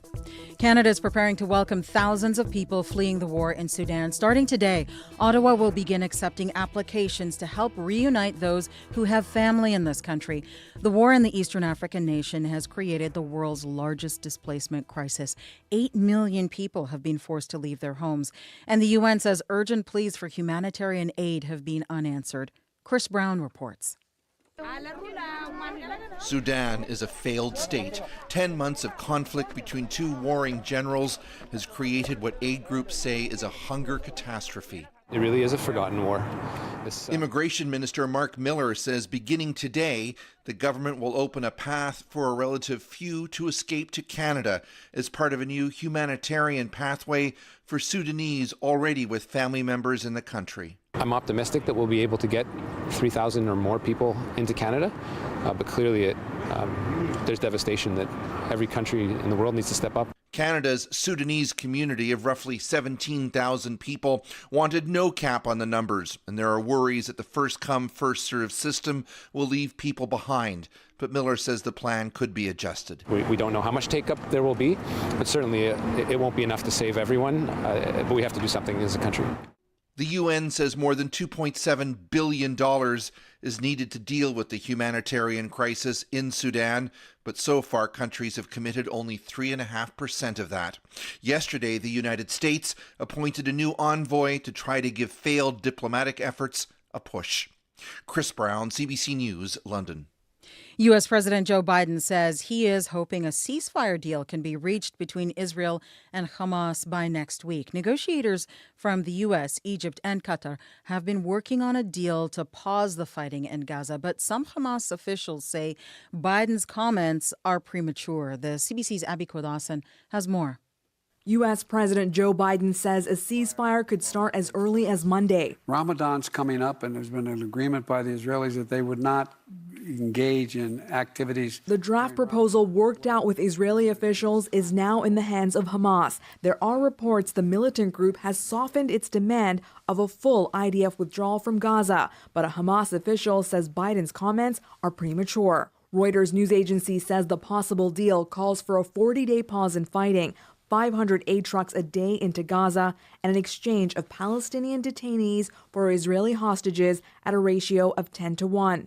Shia Wink is the father of one of the hostages. We are full of faith that something is going through this negotiation. Hope, too, for more than 2 million Palestinians in Gaza facing starvation amid ongoing IDF bombardment. Matthew Hollingworth is the Food World Program's country director, Palestine. Whether it's a pause, a humanitarian pause, a ceasefire, if the violence stops, if the shelling stops, we will be able to do more. The agency was forced to stop all aid deliveries to northern Gaza again last week, saying civil order had broken down. 300,000 people there rely on aid to survive and are getting none. Nearly 5 months of war without a U.S. call for a permanent ceasefire has angered some Americans. Abbas Alawi is a spokesperson for Listen to Michigan in a crucial state for Biden in an election year. You need to call for a ceasefire. Otherwise, you, President Biden, will be handing the White House to Donald Trump. Abby Kodasan, CBC News, London. A Moscow court has sentenced a veteran human rights advocate to 2 years and 6 months in prison. Oleg Orlov is the co-chair of the Nobel Peace Prize-winning human rights group Memorial. The 70-year-old was convicted of repeatedly discrediting the Russian army. Orlov wrote an article denouncing the invasion of Ukraine. He has and was initially ordered to pay a fine, but then he was retried. Some say Orlov's case shows how little tolerance President Vladimir Putin's government has for criticism. South Korean nurses now have legal protection to perform some procedures normally done by doctors. Officials in the country are trying to ease the burden on hospital staff caused by the doctor walkout. 피해 간호사들이 일을 하시게 되면은 Vice Health Minister Park Min-soo says nurses will have protection if they are sued for going ahead with some medical procedures. Nurses have complained about the legal risk and heavier workload. More than 2/3 of trainee doctors walked off the job last week. They are protesting the government's move to increase medical school admissions. The health ministry says it is necessary to deal with South Korea's aging population. Emergency rooms have been turning away patients, and some surgeries have been canceled since the walkout began. New Zealand is expected to repeal a world legal first today. The law would have banned tobacco sales to anyone born after January 1st, 2009, and cut the nicotine content in cigarettes. The country would also have reduced the number of tobacco retailers by 90%. New Zealand was on track to have the toughest anti-tobacco rules in the world. But a new coalition government elected last October made the decision to repeal the law. The government has been criticized for backing down on protecting the health of New Zealanders, in particular the Maori and the Pasifika populations who have had higher smoking rates. An Indigenous-led bid to protect the homeland of the swampy Cree is facing some challenges and criticism. A feasibility study has been completed for a proposed National Marine Conservation Area. It was commissioned by the Mushkegowuk Council. It is made up of 7 First Nations and the Canadian government. The conservation area would run from the southwestern tip of James Bay up into Hudson Bay. But as Kate Rutherford reports, not everyone within the community is happy with the plan. In a school gym in Kashechewan, a video of polar bears, beluga whales, and the pristine coastline of James Bay plays out. Lands and Resources Manager for Mushkegowuk Council, Lawrence Martin. Wow, don't we have a beautiful homeland? The homeland also consists of vast peatlands that reduce carbon and support Cree traditional hunting and fishing. The Parliamentary Secretary for the Minister of Environment, Conservation and Parks, Adam Van Couverden, has been invited to mark the completion of the feasibility study. And acknowledge how much teamwork it's taken in order to get to where we are today. But some fear Mushkegowuk Council is putting their treaty rights at risk by working with the Canadian government. Madeline Scott is a councillor from Fort Albany. What Mushkegowuk is getting right now is a few dollars. It's going to last only a few years. What then? Deputy Grand Chief Natasha Martin advocated for conservation. I would not be supporting this project if in any way it would destroy the land. Mushkegowuk Council says next steps include getting the Ontario government to discuss land use planning for the resource-rich area, which so far it has declined. Ontario's Ministry of Environment, Conservation and Parks says turning the area along James Bay and Hudson Bay into a protected area falls under federal jurisdiction, leaving the proposed project in limbo and those in Mushkegowuk without a clear answer about what will happen.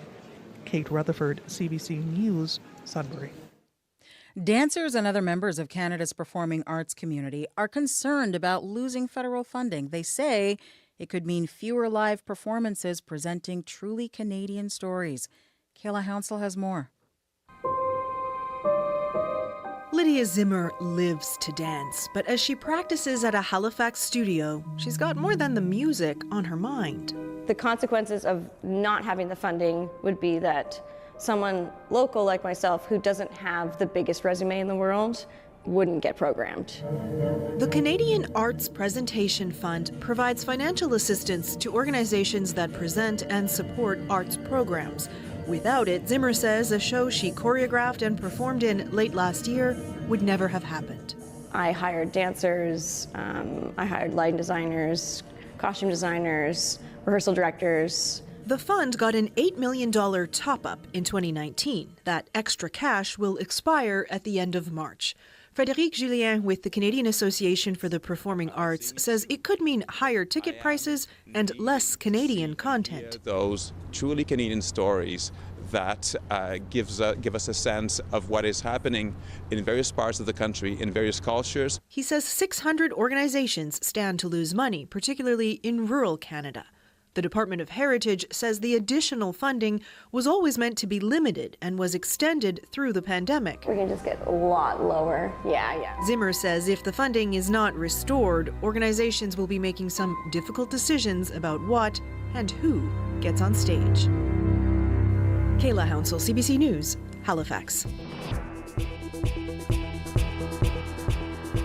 And that is the latest national and international news from World Report. News anytime at cbcnews.ca. I'm Marcia Young.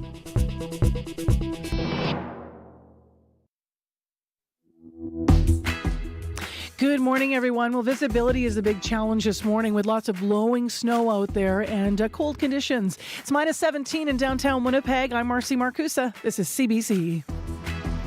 You're the Information Radio on 89.3 FM, 990 AM, on the app, on YouTube, and in your kitchen. Thanks for joining us this morning. We have 11 different schools and school divisions affected by the weather. I'll give the closure list in a moment. Also, this half hour on the show, if you were with us yesterday, you heard part one of a conversation that will continue this morning just before 8. Falling through the cracks. A conversation with a foster mom who says the systems that should have helped her foster teens, she feels failed them instead. So we're going to hear more about what she has to say. That's coming up just before 8 o'clock. Also this hour on the program, what do you do when your hero lets you down? There's a new musical being put on by Winnipeg Jewish Theatre that's addressing our relationship with our idols, in this case, Kanye West. So if that was someone that you admired or you liked his music, what happened when you didn't? So stay tuned. We'll hear more about that piece of work coming up at 7:40. Right now, Heather Walls is in with other news and developments. Good morning. Good morning. Well, an economist who specializes in the business of professional sports says he doesn't believe the Winnipeg Jets will fly away again. Jets co-owner Mark Chipman has expressed concerns about low ticket sales. Ottawa economist Glenn Hodgson doesn't think relocation is an imminent threat. U.S. business professor Norm O'Reilly at the University of Maine in Portland agrees, saying the Jets have a strong ownership group. NHL Commissioner Gary Bettman, meanwhile, is in Winnipeg today. He will hold a media event around 5 o'clock this afternoon.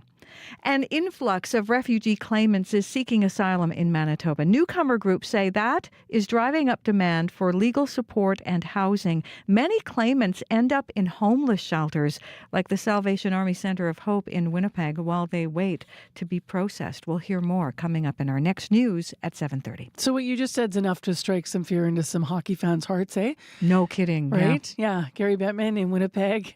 Holding a press they're holding conference. what they're calling a fireside chat late this afternoon. So what's going to be on fire is the question. Yeah, there you go. All right, thank you, Heather. You're welcome. Bartley Kivas actually is going to have a full report on what we understand about the Jets and the concerns that have been publicly raised by Mark Chipman. So he'll be in the next hour, actually.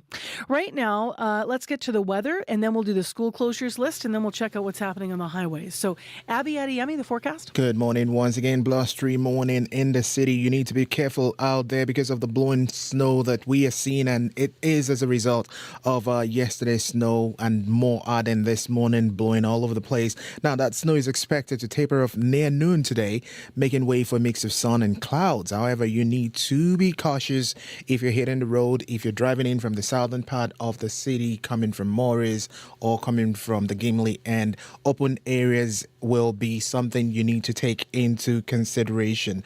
The current windy condition in the city from the north is expected to diminish later, and then despite that, temperature will be dropping to a chilly minus 20 this morning, and the wind chill is going to make it feel like minus 34 as you set out for your day. Now, we have a blowing snow advisory in effect for Winnipeg, the Red River Valley, the Pembina Valley, Portage, and Henley, and also parts of the Interlake. Because of that gusty wind, 80 clicks an hour, it's going to reduce visibility, creating your travel conditions to be not too smooth. So you need to take care as you get on the roads today. But right now, Winnipeg, we are at minus 17. Since you're alluding to already what's happening in traffic, maybe I'll do the school closures in a moment, and Corey will just expand on what you understand about the highways. Yeah, visibility is the biggest issue on the highways this morning. Heard from Michelle. She was coming in from Steinbach to number 12 and the number 1. She was able to go about 90, but really that visibility at times, though, really made her slow down. So just be careful if you're out there. West of the city, heard from Brad, who was heading from Winnipeg through Portage. He said it was visibility wasn't great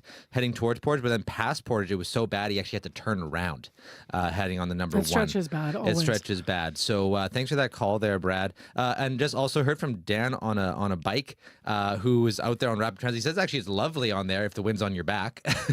and it's actually pretty clear on the bike lanes on rapid transit. So he's calling it a morning adventure, not a morning commute. But if that wind's in your face, not great visibility on the bikes. Last heard from Janessa about here in the city. You just want to give distance if you're out on the road, she said. Like lots of just poor visibility here in the city as well. So thanks for all those calls so far. If you see anything else going on out there, give me a call on the CBC commuter line, 204-788-3093. Thank you, Corey. So here's the list of schools and school divisions affected by the weather. First of all, Red River Valley Division closed today. Staff to work from home, though. Turtle River School Division has canceled buses, but schools are open. Otherwise, all of these divisions or schools are closed, no buses, staff not to report. They are Borderland, Prairie Rose, Lord Selkirk, Evergreen, Hanover, Seine River, Lakeshore, as well as St. Claude area schools and Manitou area schools. So everything closed, shut down, no buses. 788-3093, as Corey mentioned, if you need to update traffic.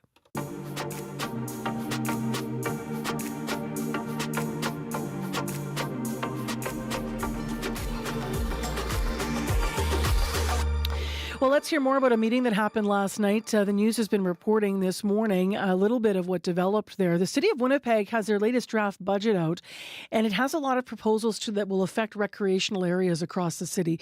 You might recall recently we did a remote out in Elmwood EK at their pool there.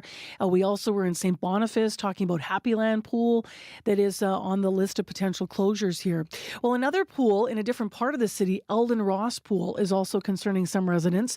It is in the Brooklands neighborhood, that's east of Winnipeg's airport, and it needs $10 million in repairs. The plan to shutter the aquatic centre, though, has reignited the community's fight to save it. Point Douglas Ward City Councillor Vivian Santos did have a town hall last night to try and get more feedback from the community, and about 50 people came out to the Brooklands Active Living Centre to ask Santos questions. CBC was there as well to hear how Santos explained asked Santos why she held the town hall. I held this town hall because I wanted to hear the feedback from the area residences of Brooklands and surrounding neighborhoods as in Weston. It was important for me to hear and have them share their stories and their connections with Elden Ross Pool, and then also talk about how the facility is being used and what possibilities for the future use of that space in that community area. So I just wanted to hear, from the community if they would be interested in doing a feasibility study of what it would look like to revitalize and reinvest in this neighborhood.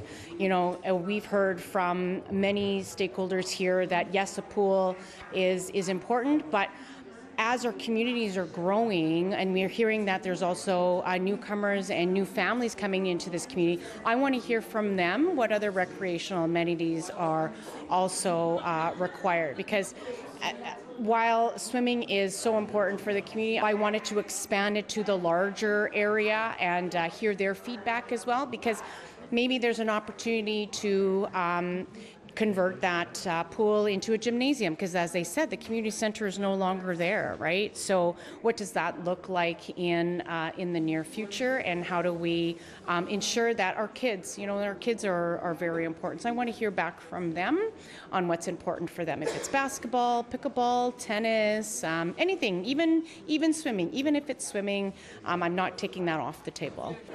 I'm Michelle Kirkbride. I work at the Norwest Co-op Community Health Center, and I've worked in the community for 25 years, and I just know how important having the pool, a community pool, is to the community's health and well-being. Especially the Brooklands community, I think as you heard tonight, they've lost their library, they've lost their grocery store, they've lost their bank, they lost the school which had a gym attached to it, and they've lost their rec center. And so that's a lot of loss with absolutely no new investment. So we're one of the few organizations, along with the school and the Brooklyn Senior Center, that's still here providing services. And the pool is an integral part of that. It's one of the very few recreational opportunities. As you heard tonight, pools are actually really good because they're accessible for most people. Even if you have mobility issues, pools are very accessible. We have high rates of diabetes, hypertension, and arthritis. So from a physical health perspective, a pool is a really good opportunity, but also from a social and mental health well-being, having recreation opportunities for everyone from kiddos all the way up to seniors is incredibly important.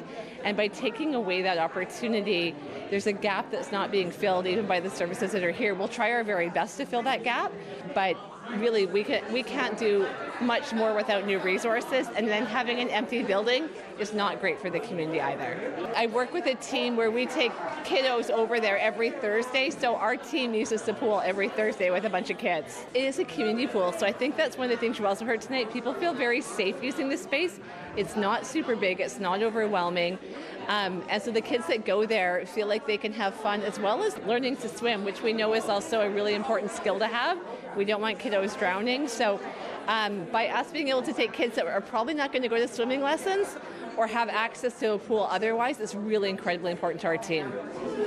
My name is Lisa Jenkins. This is my son here. He's nonverbal, and he can't swim at the other pools because they make him do laps.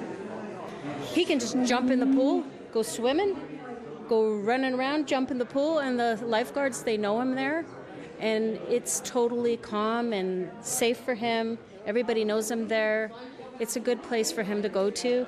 You go to the other pools, they won't let him do, they make him do laps, and he doesn't know how to do laps. I'm concerned about this community, this area. Like, when they take this away, we'll have nothing. Nothing. There's nothing left. They took away everything. They've taken away the library and the community center, and now they want to take away our pool. And there's a lot of people in our area that have, like, they take that away, we're going to have more crime. And that's no good. We need to have this pool for everybody. Seniors, a lot of seniors come to this pool. And I think it's really important that they keep it open for everybody, for youth, you know. The youth don't have any place to go to in the winter or the hot summer days. Just a place to go. We go every week. It's a smaller pool, so it's really nice for family.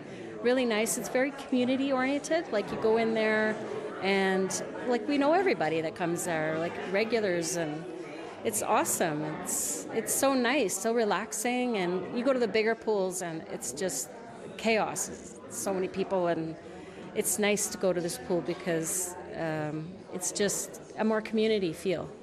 Everybody in this neighborhood, you know, we can't all afford to go to maybe take a bus or have a car to drive to another place.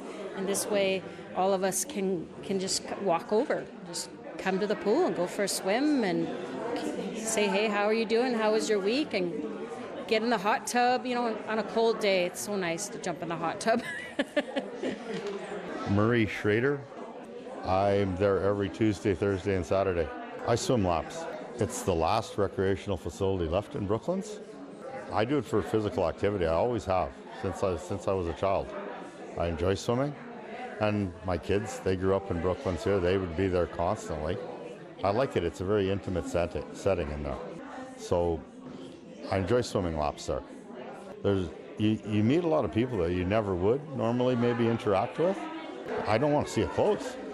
I go there with my grandkids now. So that's Marie Schrader, Lisa Jenkins, Michelle Kirkbride, and Vivian Santos, who is the councillor for Point Douglas Ward. Colin Fast, by the way, the spokesperson for Mayor Scott Gillingham, told CBC in an email the city's recommendation to have that pool closed was based on low attendance and significant repair costs, as we mentioned, as well as other potential recreational investments that could be made in the Brooklands neighbourhood.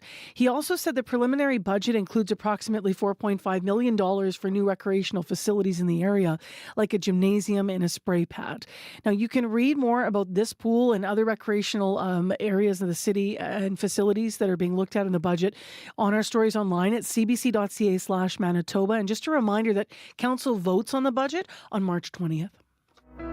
Your neighborhood, your community, your country. your world, your news. Your news that matters. News that belongs to you. Your World Tonight. Every night, 7 days a week on CBC Radio 1. On demand on the CBC Listen app and everywhere you get your podcasts. Time right now is 7:24 a.m. and still ahead in this hour of information radio on CBC. Falling through the cracks. A foster mom talks about why she says schools and CFS failed her foster teenagers. I'm really seeing that schools talk the talk, but they don't necessarily walk the walk when it comes to being a community and a place where kids should be able to find their community and a sense of belonging. I think we need to pay extra attention to these kids that are falling between the cracks. Teachers are really doing their best, but teachers can't do everything, and they aren't specialists in every area. I think we need to have specialists that are really taking care of the kids in care. Coming up, we'll have part 2 of that conversation, and so that is coming up just before 8 o'clock. And interestingly, of course, as I mentioned, she's a foster mother. She also is a teacher. So that'll be interesting to hear what she has to say about the systems. So individuals, as she alluded to in yesterday's conversation, I mean, whether it's a teacher, a care worker, anyone involved in a child's life, can be well-meaning and even well-intentioned and achieve things for the children. But systems, she says, are somehow breaking down with a lack of coordination. So we're going to dig into that. That's coming up just before 8 o'clock this morning. 7:25 right now. We've got major weather, blowing snow advisory, blizzard advisory. We've got cold weather warnings. And in Winnipeg, we're not escaping this. So visibility is affected, but especially out on the highways. 788-3093 if you need us. Next on the show, let's turn to sports. Scott Regehr joins us. Hey there, Scott. Hey, Marcy. So, wow, we have NHL Commissioner Gary Bettman meeting today with Jets owner Mark Chipman about the team's troubling attendance. What's your sense of this? Well, I mean, first off, we have to remember there's plenty of history here, Marcy. Remember what Gary Bettman said back in 2011 when the NHL okayed the move of the Atlanta Thrashers to Winnipeg. To be candid, this isn't going to work very well unless this building is sold out every night. Okay, so it has not obviously been sold out every night. The Jets Arena, 13,000 fans, just over on average, which is 2,000 or so below capacity. I'm interested, Marcy, though, because business leaders are also invited to this quote-unquote fireside chat with the Jets owner and the commissioner. What the business owners have to say about others in their community to try to rally more support for the team. You look elsewhere in the other Canadian markets with NHL teams, and corporate support amounts to about 50% of season's ticket ownership. In the case of the Leafs, it's about 80 to 85%.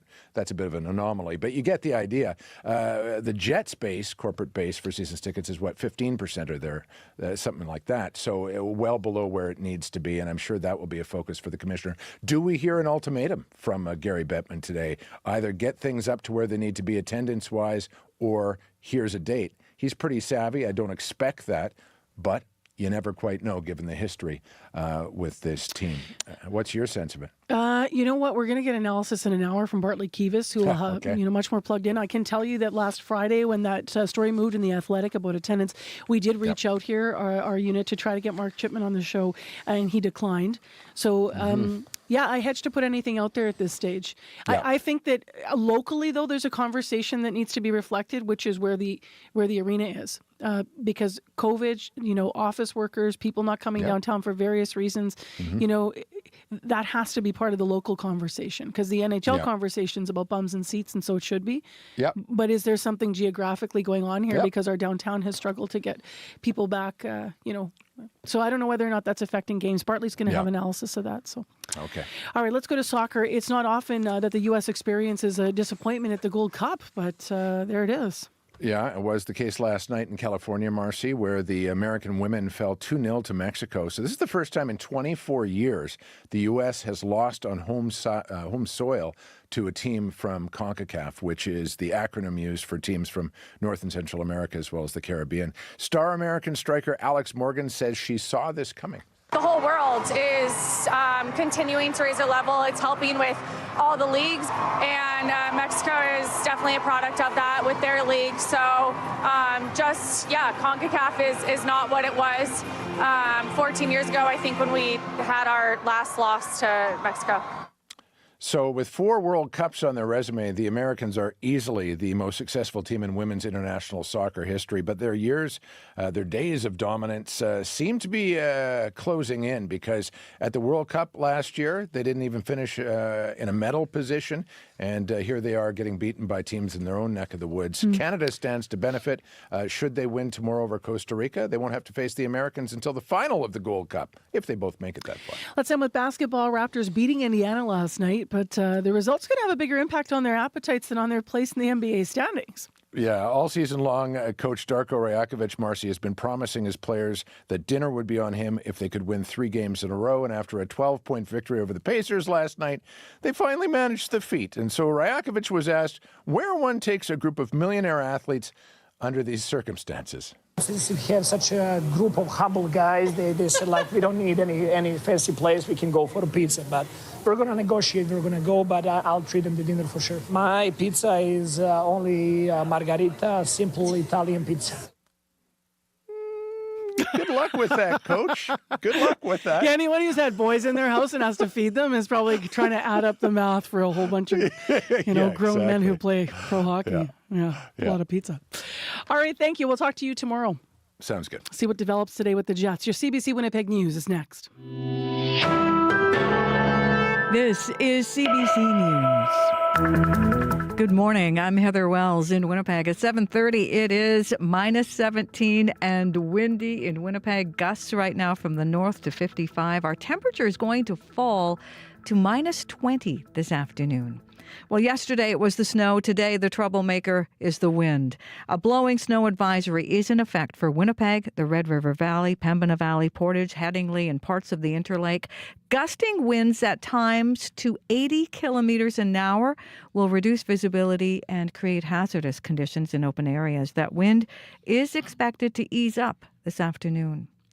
A U.S. professor who wrote a book about the business of the National Hockey League believes the Winnipeg Jets are staying put in Manitoba. NHL Commissioner Gary Bettman is in Winnipeg today following comments by Jets co-owner Mark Chipman. Chipman told The Athletic low ticket sales are unsustainable in the long term. Now, Norm O'Reilly is the dean of the business school at the University of Maine in Portland. He says fears about the Jets leaving Winnipeg right now are unfounded. The league is in great financial shape. The club is a part of that league in a very revenue-sharing market. So you would assume they're safe there. They want to be there. They've got a really strong ownership group, and then one of the wealthiest owners in the league behind the team. Good team on the ice. O'Reilly says other NHL owners don't like relocation because it can devalue their franchises. Commissioner Bettman faces the media at 5 o'clock this afternoon, followed by a fireside chat. One man is in unstable condition after a house fire police say was connected to an investigation in St. Vital. Winnipeg police went to a house on Worthington Avenue near St. Mary's Road around 1 yesterday afternoon. They were there, they say, to arrest a man on outstanding warrants. Police say the suspect wouldn't come out and started a fire inside the house. Fire crews arrived and quickly put out the fire. The suspect was taken to hospital with smoke inhalation. He faces numerous charges.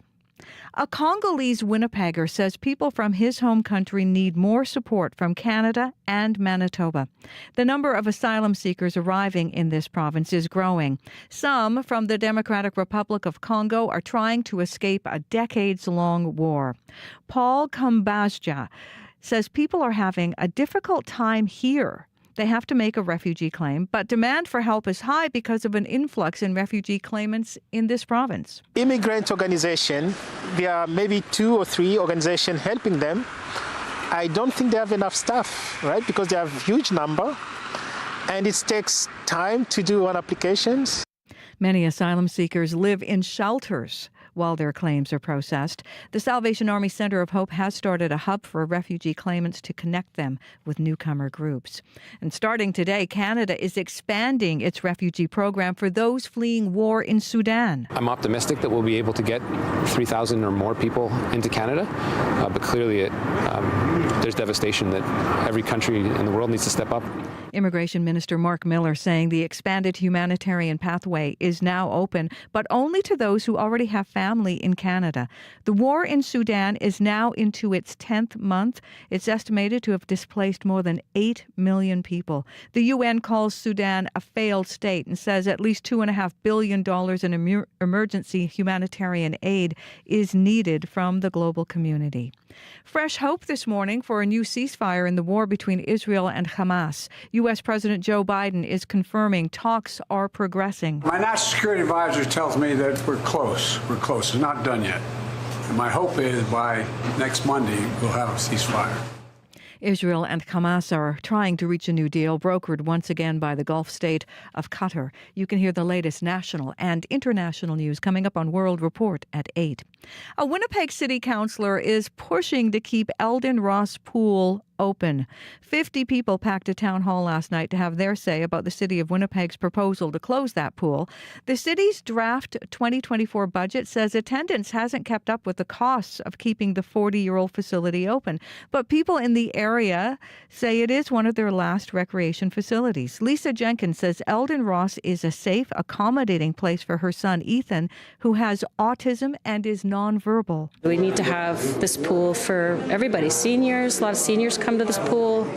The youth don't have any place to go to in the winter or the hot summer days. This is a place to go. Hosting last night's town hall, Councillor Vivian Santos says she plans to ask the city to keep Elden Ross open for 1 year while a feasibility study is done. You can find more news updated throughout your morning. Just head to cbc.ca/Manitoba. Heather Wells, we're about to talk about a whole bunch of challenging things going on in traffic and weather. So I want to lighten up for a second. You ready? Okay. Okay, you don't have to answer this, but until Thursday morning. But Leap Day is Thursday, right? We all get this extra day of the month every 4 years. So I'm asking people to tell me on Facebook, my Marcy Marcusa page during the show, of course, what is your story of taking a leap? So, yeah. So I'm finally going to get a tattoo in 2024. Really? Yes, I'm taking the leap. Yes. What made you decide to take that leap? Oh boy, because I love tattoo as an art form. I think it's beautiful. I respect the artists. But when I turned 40, I was supposed to do this with friends, and then I chickened out. And now I'm 50 next week, and the same friends were like, "Okay, it's been 10 years." So I'm like, "Okay, it's fine. It's happening. I'm taking the leap." Good for you. Yep. I'm not going to let it hold me back because I'm afraid of some pain. I can do it otherwise. I think you can. Anyway, so my story is not that thrilling, but you might have a really great one of a time you challenged yourself to do something, or something came up and you said, "That's it. I'm overthinking this. I'm just going to go for it." So what was that story? Or else it could be like me. What is something you're planning on doing? What is your story of taking a leap? Write to us on Facebook or call us. Love hearing your voice. 788-3205. Well, a lot of you have been calling us about school closures this morning, so let's go through the list because of the stormy weather of what's closed. There's no school today in Borderland School Division, Prairie Rose, Lord Selkirk, or Evergreen. Red River Valley's closed as well, but in that division, staff to work from home. Hanover's also closed, so is Seine River, so is Lakeshore. Turtle River School Division has canceled buses, but school is on. And finally, St. Claude area schools and Manitou area schools are also closed with no buses. So it is nasty out there, and Abby is in to talk about the blowing snow and visibility. Yes, those blowing snow as a result of those school closures as a result of the blowing snow we're experiencing this morning. And for folks in Winnipeg, you need to get ready for a day with a bit of everything. Like, we're going to get a mix of blowing snow, we're going to get the sun come up later, and then it's going to be cloudy also. So that will be what's in stock for you this morning. Now, that blowing snow we're experiencing will taper off around noon, and then temperatures is going to be dropping to -20 this afternoon, though the wind chill is going to make it feel like -34, and there's a risk of frostbite, so you need to take care out there. Now, for folks in the southern portions of Manitoba, the Interlake and the Red River Valley, Bali.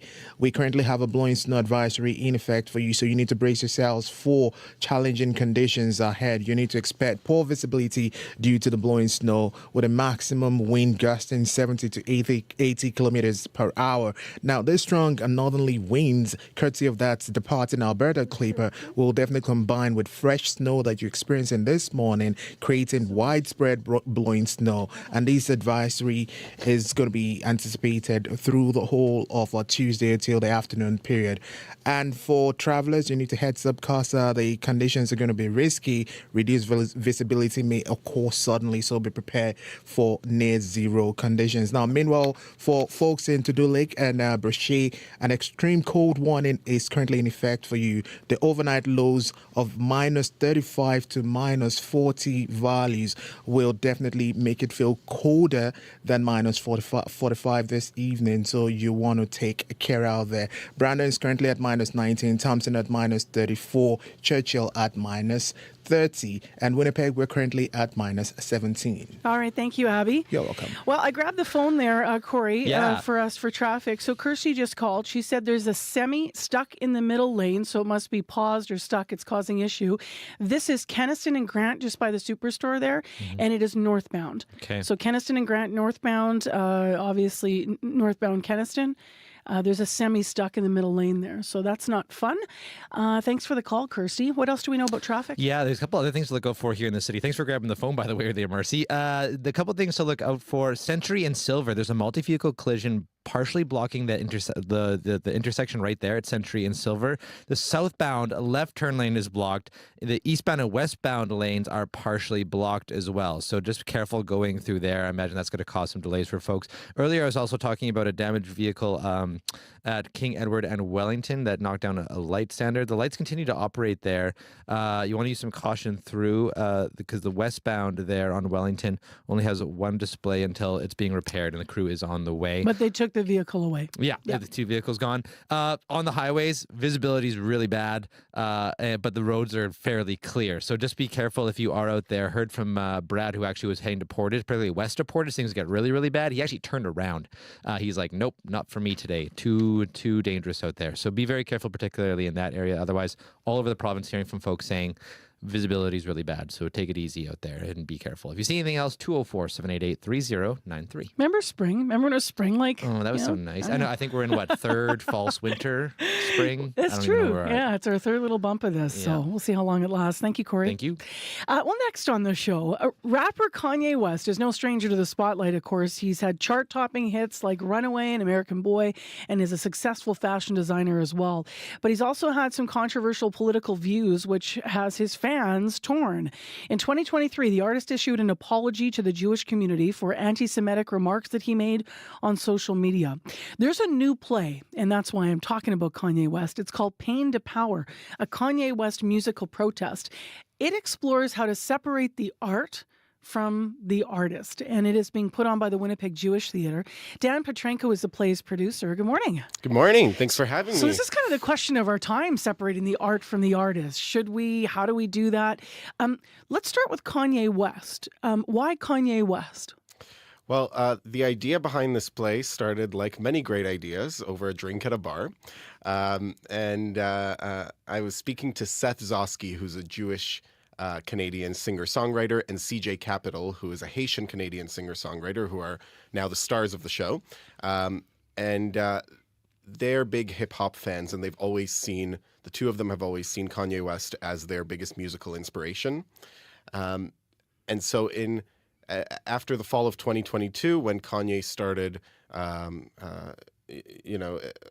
coming out with all this hate speech against both the Jewish and the Black communities, the two felt really torn about how they go on loving this music, listening to this music, creating their own music, inspired by Kanye's influence on hip-hop, with all of this happening in the foreground. So that's where the idea started, and we thought, what better way to explore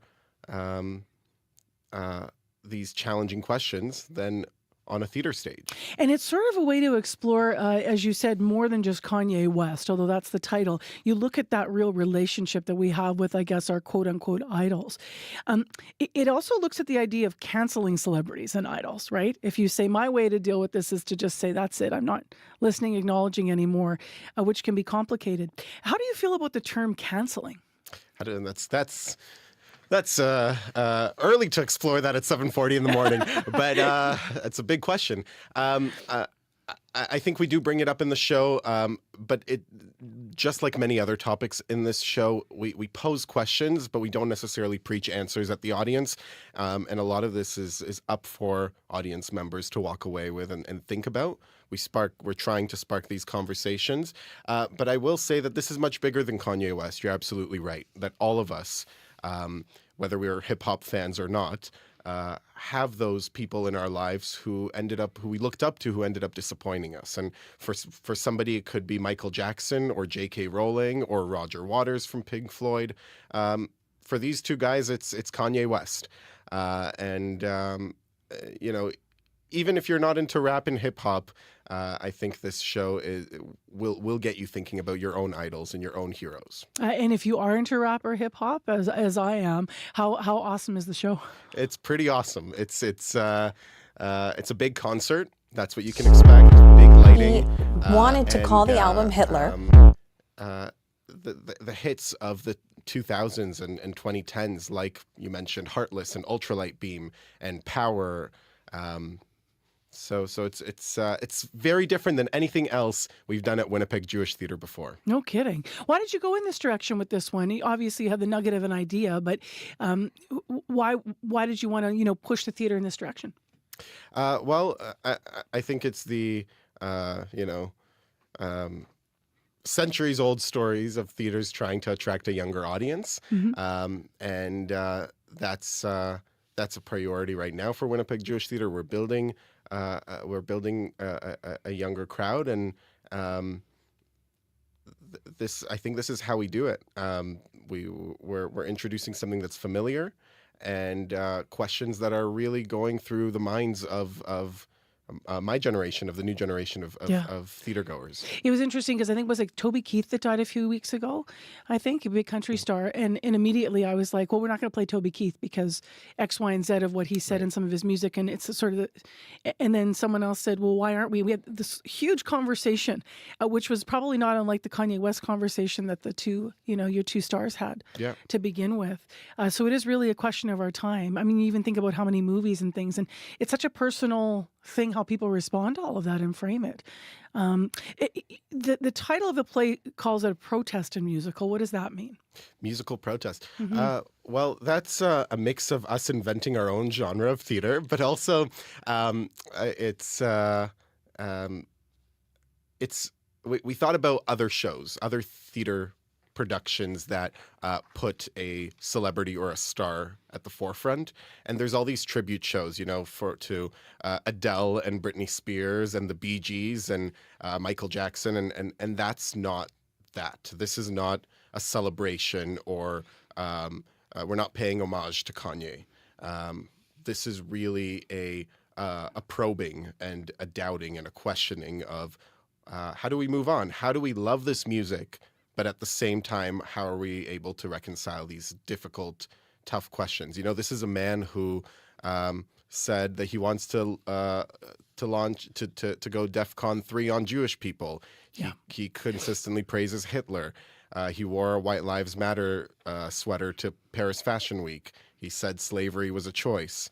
But this is not just a man who is standing and spewing out this hate speech on Portage and Maine. Kanye has even today, he has 32 million followers on Twitter. That's massive influence and power that makes that type of hate speech so much more dangerous. Did you get any feedback from the community about the fact that you were, doing this through Winnipeg Jewish Theatre, given the topic? Yes, it took quite a bit of framing this correctly, so that people know that we're not celebrating Kanye West. Yeah. I I think for a lot of our audience, a lot of our regular audience, they're just starting to learn about Kanye West. They're not necessarily hip hop followers, or so. I think whether you love Kanye West and love his music, you should come out because you're going to hear some of your favorite songs. If you can't stand the man and you want to protest with us, you should come out and do just that. And if you don't know much about Kanye West, well, this is a great introduction to hip hop in a great way, a great intersection of hip hop and theater. Good luck with the run, Dan. Thank you so much for coming to the studio and telling us about the show. Thanks so much, Marcy. I appreciate it. That's Dan Petrenko. He's the producer of Pain to Power, a Kanye West musical protest, new genre. The musical opens March 9th at the Bernie Theatre over at Asper Jewish Community Campus. If you want information on tickets or more, go to the Winnipeg Jewish Theatre website. That is wjt.ca. Whether it's breaking news from around the world, across the country, or in your own hometown, it's all at your fingertips on the CBC News app. Get the top stories from where you live under the local tab, or watch video clips, live events, and the national on your smartphone or tablet. Get all the news you want, when you want it, where you want it, with the CBC News app. Download the app for free today. 11 minutes to 8 o'clock now on 89.3 FM. Light snow and blowing snow. It's minus 17. That'll calm by this afternoon. The wind will, but our temperature will drop. So we're going to fall to minus 20 this afternoon in Winnipeg. Well, next on the show, Falling Through the Cracks. As part of our youth violence series, we are exploring what challenges that foster kids face and how violence and foster care can sometimes intersect. Yesterday, we heard from a woman we're calling Janice. She's a foster mom and full-time teacher. We are withholding her name to protect her identity. She's been a foster parent to 3 teenagers over the past 3 years. She has also worked for 3 different school divisions. Now, in part 1 of the interview that you may have heard yesterday, she was explaining how the systems that she says are supposed to help foster kids thrive are sometimes failing them instead. She told us about her first time caring for a foster teen and told us that teen had been previously bullied and went on to attack another student at his new school. And here's what she says happened next. He was immediately expelled. They essentially washed their hands of him. Well, he was taken into RCMP custody immediately. CFS asked me if I could take him to Children's Emergency in Winnipeg to have him assessed, get a psychiatric assessment. Hospital staff said that no one would be assessing him and that I needed to drive him back to the CFS office. Was he ever back at school after that? No, he was placed into a rural emergency placement. Then they put him into an emergency home in Winnipeg. It's nowhere that a child is going to really grow attached, make attachments with adults.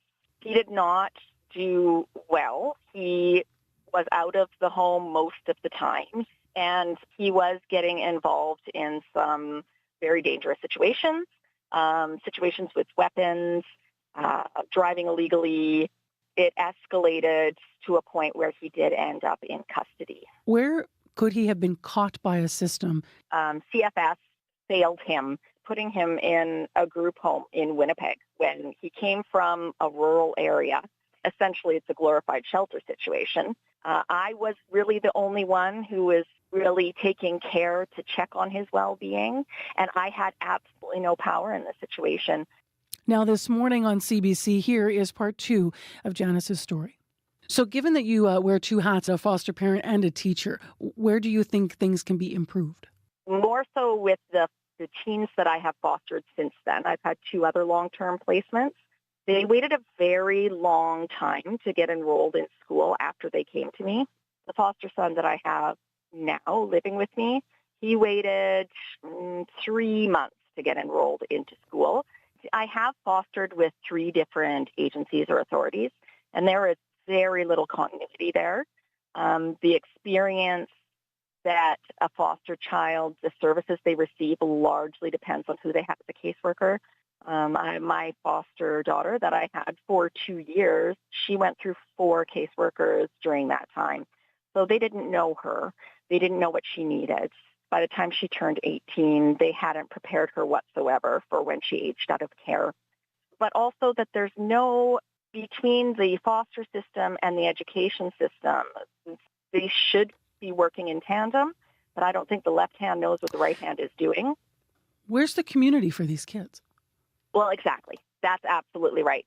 I mean, I'm a teacher. So obviously I'm going to say I think that schools are really a pivotal point in children's lives for building community.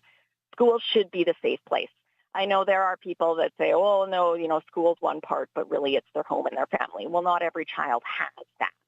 When a child is being bumped around from foster home to group home, who are they supposed to be attached to? Who are they supposed to be able to rely on?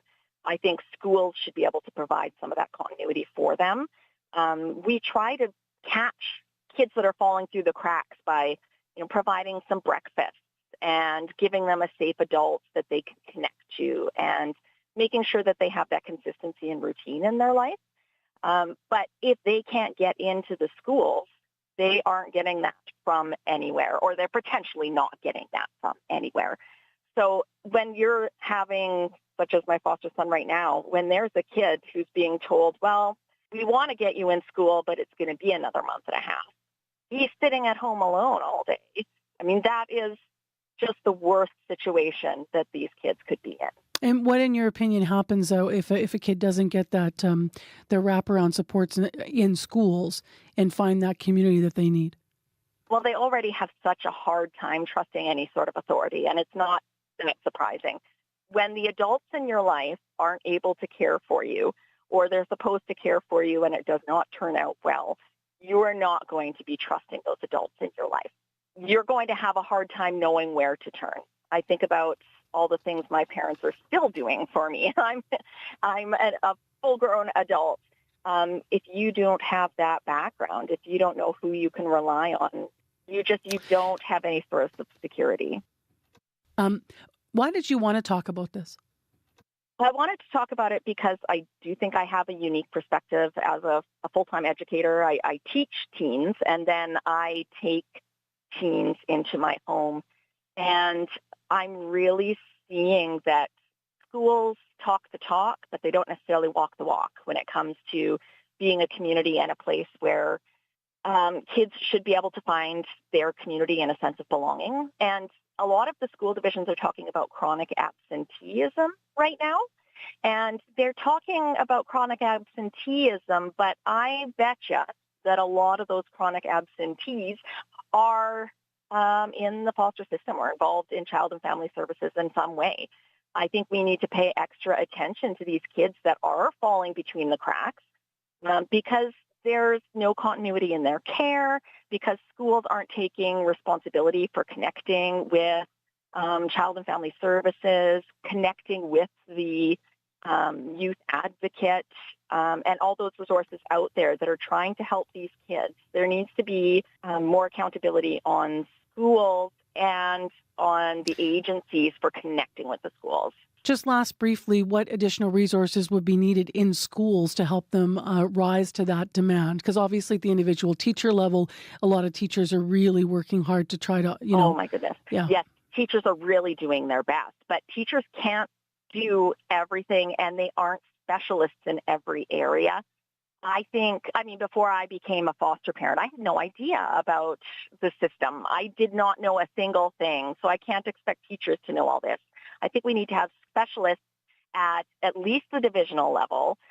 Even better, it would be at school level, that are really taking care of the kids in care, that are really looking at their specific situations, because there are things that are common between them that aren't being dealt with in other ways. Thank you very much for weighing in on our series. We really appreciate your perspective. Okay. Thank you, Marcy. Thanks for doing this series. That's a foster mom and teacher that we're calling Janice to we are withholding her name to protect her identity. You can hear both parts of that full interview on the CBC Listen app. And if you have thoughts on the series on youth violence, or a suggestion of stories or where we should be going next to explore how all kids can be helped at their best and reach their best potential here in Manitoba, please call our listener line 788-3205. And if you do call the line, let us know please clearly if it's okay to use your call on the air or if you would like a call back. It is 3 minutes to 8 o'clock now. Heather Wells is in with headlines. Good morning. An economist who specializes in the business of professional sports says he doesn't believe the Winnipeg Jets will fly away again. Jets co-owner Mark Chipman has expressed concerns about low ticket sales. Glenn Hodgson is an Ottawa economist who says he doesn't think relocation is an imminent threat. Meanwhile, NHL Commissioner Gary Bettman is in Winnipeg today and will hold a media event around 5 o'clock this afternoon. An influx of refugee claimants is seeking asylum in Manitoba. Newcomer groups say that is driving up demand for legal support and housing, and many claimants end up in homeless shelters. We'll hear more in our next local news at 8:30. All right, thank you, Heather. You're welcome. 2 minutes to 8 o'clock. It's light snow and blowing snow, minus 17 in the city. This afternoon, winds will calm, temperature will fall to minus 20. And we do have blowing snow advisories involving the city of Winnipeg, and we have a blizzard warning for Lake Winnipeg, North and South Basin, and Lake Manitoba, and extreme cold up in Brochet and Dooley. We have 11 school divisions affected and closed. Please go to our websites at cbc.ca/Manitoba. Some are closed completely, some are just not running buses today, but lots of challenges because of the weather. In traffic itself, visibility is really bad. Roads are more or less clear across the province. That is to say the traction's not as bad if you're driving, but the visibility can really pop up and be a big issue, especially in those open areas and that stretch between Portage to Winnipeg. So 788-3093 if you do have any updates. Stay tuned. We're going to dig deeper into what's going on with the Winnipeg Jets.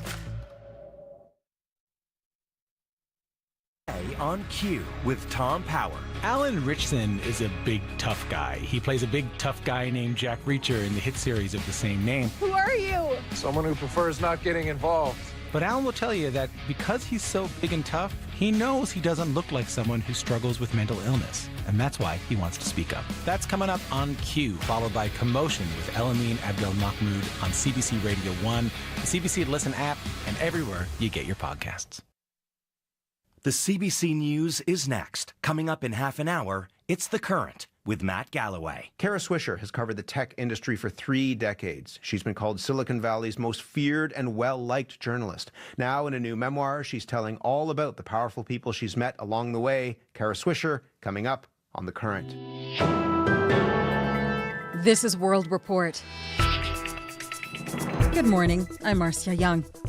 Canada is preparing to welcome thousands of people fleeing the war in Sudan. Starting today, Ottawa will begin accepting applications to help reunite those who have family in this country. The war in the Eastern African nation has created the world's largest displacement crisis.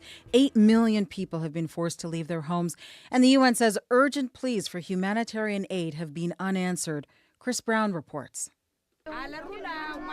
Sudan is a failed state. 10 months of conflict between 2 warring generals has created what aid groups say is a hunger catastrophe. It really is a forgotten war. Immigration Minister Mark Miller says beginning today, the government will open a path for a relative few to escape to Canada as part of a new humanitarian pathway for Sudanese already with family members in the country. I'm optimistic that we'll be able to get 3,000 or more people into Canada, but clearly there's devastation that every country in the world needs to step up. Canada's Sudanese community of roughly 17,000 people wanted no cap on the numbers, and there are worries that the first-come, first-served system will leave people behind. But Miller says the plan could be adjusted. We don't know how much take-up there will be, but certainly it won't be enough to save everyone, but we have to do something as a country. The UN says more than $2.7 billion is needed to deal with the humanitarian crisis in Sudan, but so far countries have committed only 3.5% of that. Yesterday, the United States appointed a new envoy to try to give failed diplomatic efforts a push. Chris Brown, CBC News, London. New data obtained by CBC News shows the country's sudden growth in international students is driven by a handful of public institutions, not the private ones the federal government had blamed for the bloated system. According to Ottawa's own data, of the 30 Canadian colleges and universities granted the most international student permits last year, only one is private. As Valérie Ouellette reports, international students are struggling with the impending cap on admissions, along with a few other issues. I'm not finding a job so far. That's the main anxiety. Shabnoor Abdulatif used to be a physician in Iran. She is now 2 months away from graduating from an Ontario public college.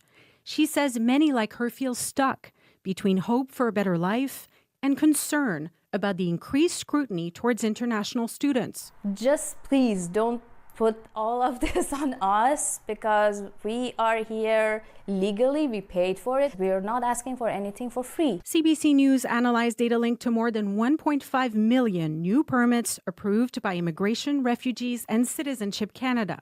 We found that among the 30 colleges and universities that received the most permits last year, only one was private. For at least a dozen Ontario public colleges, approved permits have tripled since 2018. This is not a one or two school problem. Earl Blaney works as an immigration consultant in London, Ontario. The problem is everyone else has been clapping along because everyone's making a ton of money off this. Shabnoor paid $30,000 for her diploma and was shocked to see CBC's analysis. It feels like schools are not there to help us, but to get our money. It's shocking. CBC reached out to the top 10 schools with the biggest increase in approved permits over time. One college said they don't control the number of approvals, Ottawa does. Almost all mentioned their growth aligns with government efforts to increase immigration and meet the demand for skilled workers. Valérie Ouellet, CBC News, Toronto. In the U.S., the polls for the presidential primaries are open in Michigan. President Joe Biden and former U.S. President Donald Trump are hoping for a victory lap, but their parties are each facing new challenges this time round. Richard Madden joins me from Washington. And Richard, why is Michigan so important? Yeah, it's a high-stakes night for both parties. Republican presidential candidate Nikki Haley really needs an upset against former President Donald Trump's eventual march to the party's presidential nomination. But it's also posing a unique set of problems for President Joe Biden, who's facing backlash for not supporting a ceasefire in the Israel-Hamas war.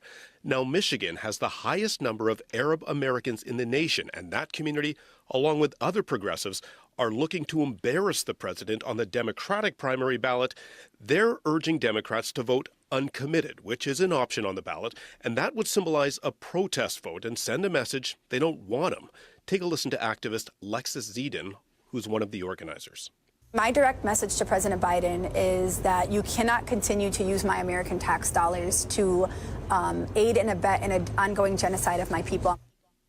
Now, that vote could send clues as to how Democrats in that state are feeling towards President Biden. But just yesterday, Biden said he hopes a ceasefire deal will be implemented by next Monday, but whether that will satisfy that wing of his party's base is unclear. And what about the impact on the Republican race? Yeah, so for Nikki Haley, Michigan represents one of her last stops to slow Trump's momentum. So a loss tonight would make her already difficult path to victory even tougher. Donald Trump has already won the last 4 contests, including Haley's home state of South Carolina.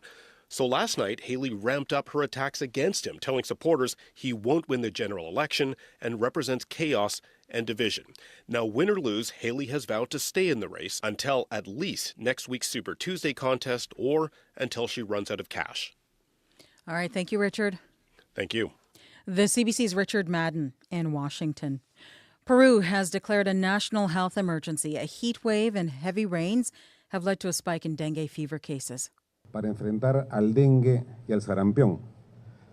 Debo anunciar que mañana se va a declarar en emergencia sanitaria. Peruvian Prime Minister Alberto Otarola says the emergency is in effect as of today in 20 of the 25 regions in the country. It will last until the end of May. The National Health Ministry says 31,000 cases of dengue fever were recorded in the first 7 weeks of this year.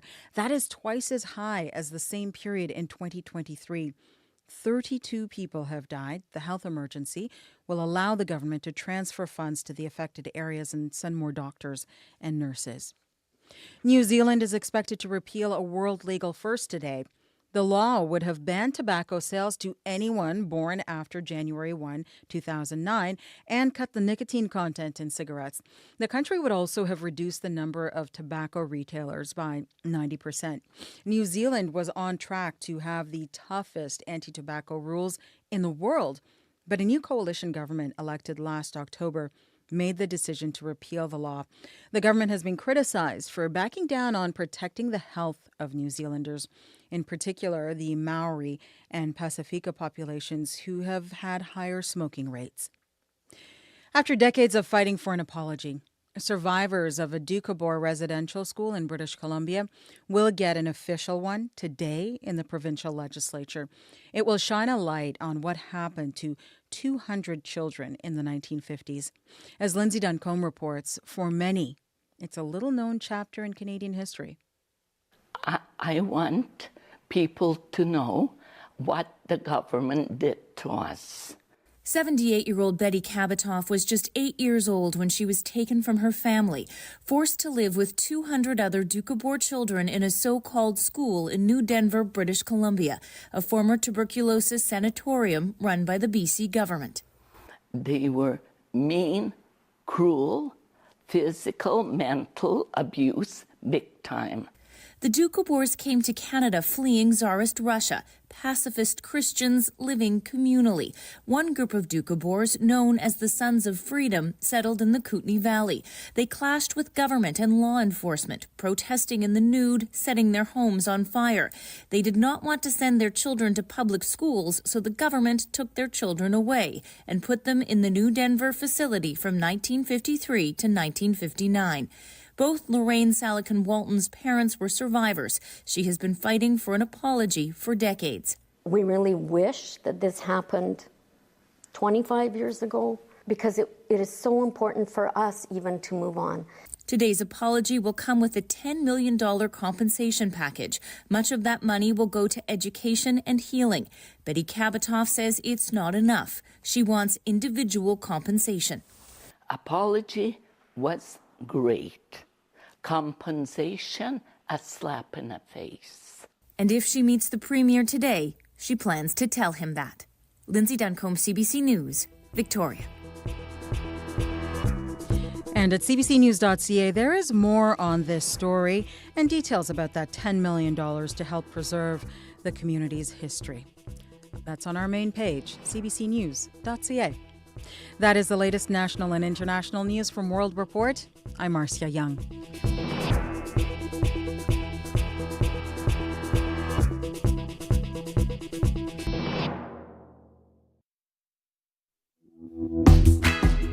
Well, it sure has been a challenging morning across Manitoba with blowing snow and the return of the cold.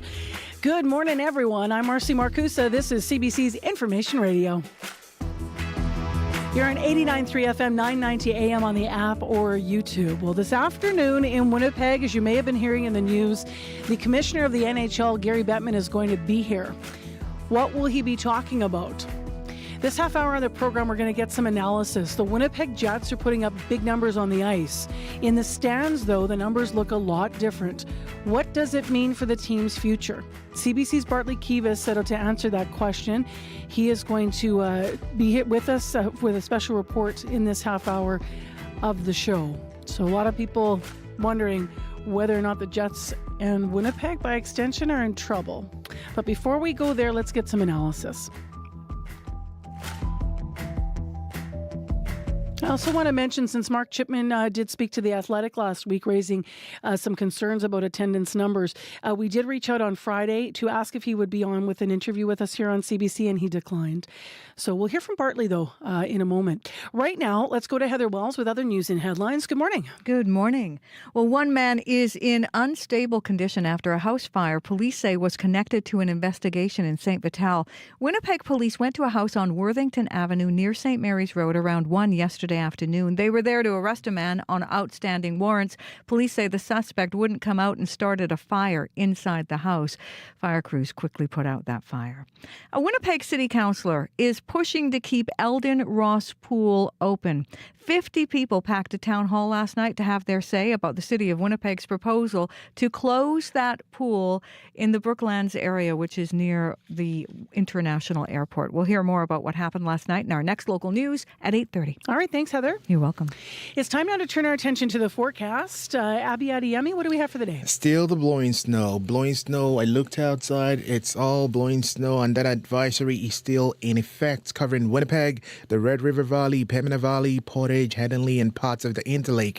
Now, with winds gusting up to 80 kilometers per hour, the visibility is going to be dangerously reduced, especially on the highways. So extreme caution is advised. And the wind is also expected to ease up later in the afternoon. Now, as of now, Winnipeg is at minus 18 degrees in a very blustery winter morning. Blowing snow, of course, is something commuters are facing this morning. So you might want to take care as you start your day. Now, the snow is expected to taper off around noon, giving way for a mix of sun and clouds. However, the blowing snow remains a concern into the early afternoon hour. Now, despite the diminishing wind, the temperatures are going to be dropping to a chilly minus 20 this morning. And of course, with that wind, it's going to be feeling like minus 34. So extra layers are essential to combat the risk of frostbite. And let's talk about tonight. We're going to get some clouds. The wind will be calm, but you need to prepare for a frigid night with temperatures, plummeting to about minus 27, feeling like minus 29 with a wind chill. And, yeah, that's with the wind chill. And then it's going to be dropping to it's going to be icy minus 36 overnight. So if you're one of those already thinking of trying to put your plants outside, that's not the best. It's not spring. No one's thinking about putting their plants I'm just out. saying there's some plant family people out there. Although last week, remember, I was like, I'm going to put out my patio furniture. Yeah, nope, not now. No. It's still going to be icy tonight. Now, across the province, Brandon is at minus 19. Thompson is expected to see some sunny conditions today and a high of minus 22. Gimley's at minus 19. Winnipeg, we are at minus 18. Oh, it comes and it goes. Don't bring the right? plants out yet, please. All right, let's get into traffic. I saw you busy on the phone over Road Report, Corey. Yeah, there's a few things to keep an eye out for. For the last hour or so, there's been an issue at Century and Silver. There's a multi-vehicle collision partially blocking that intersection. Just got a call from Abraham. So there's actually a fire truck blocking the two far left lanes on Century at Silver. So look out for that. That is causing some big backups as folks kind of try to keep right and get around that. Eastbound and westbound on Silver, too, is also partially blocked. Not sure exactly which lanes yet. That's from the Winnipeg Traffic Management Center. So do keep an eye out for that as well. La Jamodiere and Chief Peguis, there's a stuck loader that's blocking the southbound curb lane on La Jamodiere.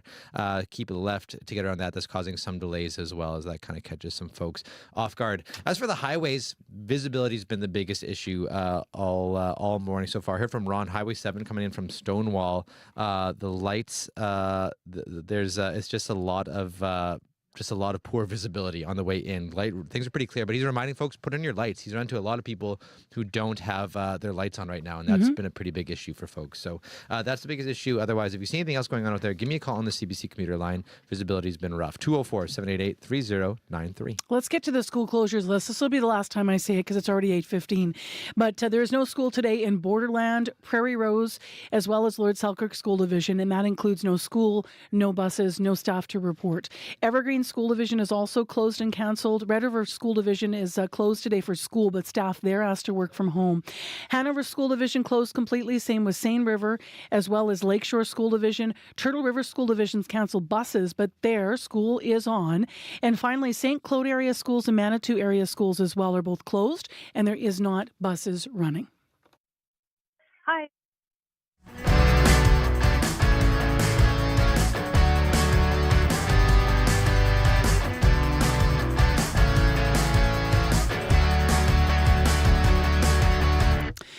Well, let's talk about the Winnipeg Jets because we're all watching what's going to be happening today with that meeting later this afternoon. You've been hearing in the news, Gary Bettman in town.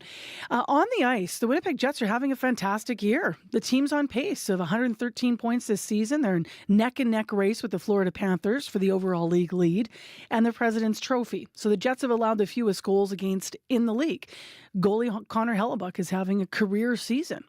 But as you likely know and have been hearing, there is a problem off the ice. Attendance during this terrific season is the lowest it has been since the NHL returned in 2011. CBC's Bartley Kivas is here in the studio to talk a bit about the paradox. Good morning. Good morning, Marcy. So tell us about the attendance. What are the numbers? How bad is this season? Attendance for the average home game at Canada Life Centre is just over 13,000 fans. It's 2,000 seats below capacity. Now, the vacancy rate works out to 13%. That might not sound too bad, but Canada Life is the second smallest arena in the NHL. Only Mullet Arena, where the Arizona Coyotes play, is smaller, and it only has 4,600 seats. Now, attendance isn't the only problem. Revenue's down. Some games are being sold at a discount, a heavy discount. The Jets are sending university students text messages offering discounted seats. Some are available for tonight's game against the Blues, St. Louis Blues, for $29. Overall, ticket revenue for True North Sports and Entertainment appears to be down 20% since 2019. Now, True North hasn't said that, but they can infer this from city budget documents. They show a 20% drop in entertainment taxes over 5 years on all events at Canada Life Centre. Concerts, Moose, Jets, but the worst stat involves season ticket sales for the Jets. In 2011, when the NHL returned, 13,500 seats sold out in 17 minutes. Everybody remembers that. Many remember. In an interview with The Athletic last week, True North Chair Mark Chipman said the Jets have closer now to 9,500 season ticket holders. That's a drop of nearly a third since the team came back. And so, as we've been hearing in the news, we will hear something later today with Bettman in town, potentially. I should reiterate to listeners, we asked for Mark Chipman to be on the show last Friday. He did decline after that Athletic interview, Bartley. What's behind all of this that you've shared? Why the drop? Well, a lot of factors, and a lot of them you've discussed on the show before. Some people just can't afford to go to see the Jets anymore. I mean, the market started getting soft in 2019 when it suddenly became easy to purchase Jets tickets after all those sellouts. And then the pandemic came. Some people started making less money. Others lost their jobs. The cost of living then took off. And some people just realized they had other things they'd rather spend money on. And in some ways, this was inevitable. Winnipeg's the smallest market in the National Hockey League and the second smallest in the big four professional sports leagues after the NFL's Green Bay Packers. And this isn't an affluent city. We don't have a lot of big corporate headquarters. I spoke about this to Glenn Hodson. He's an economist in Ottawa who's written a book about the economics of pro sports. He says he's not surprised the market for Jets tickets has gone soft. Passion is not an issue. Clearly, the fan base cares very deeply. But Winnipeg was always going to be a challenging market long term because of its size, less than 1 million people, income levels, and also the absence of some big head offices that would sort of buy the boxes and buy the advertising. So there's a reason why the Jets left, what was that, 25 years ago. And also the Nordique left Quebec City. They were the smallest markets in the league. And when you're in a league where, you're competing against teams in Chicago, LA, New York, Toronto, big markets with 8, 10, 12 million people, that kind of sets the bar for the league. So economics, obviously a big factor, but what else is happening here? Okay, so as we've reported and many media outlets have reported, some fans were annoyed at the ownership of the Winnipeg Jets. In the past, maybe because the product on the ice wasn't great, that's not a problem this year, but more so their experience with True North Sports and Entertainment. Mark Chipman told The Athletic last week True North was doing a poor job meeting the needs of its customers, so now the team's trying to make amends. They've enlisted a few dozen young business people to try to sell their peers on buying corporate tickets, and Chipman himself is calling former season ticket holders, asking what he can do to win their business back. Now, I spoke to one of those former season ticket holders. His name is Doug Hemmerling. He says when Mark Chipman called up and said, hey, what can I do? He said it would be nice if Nikolai Ehlers could swing by his neighborhood.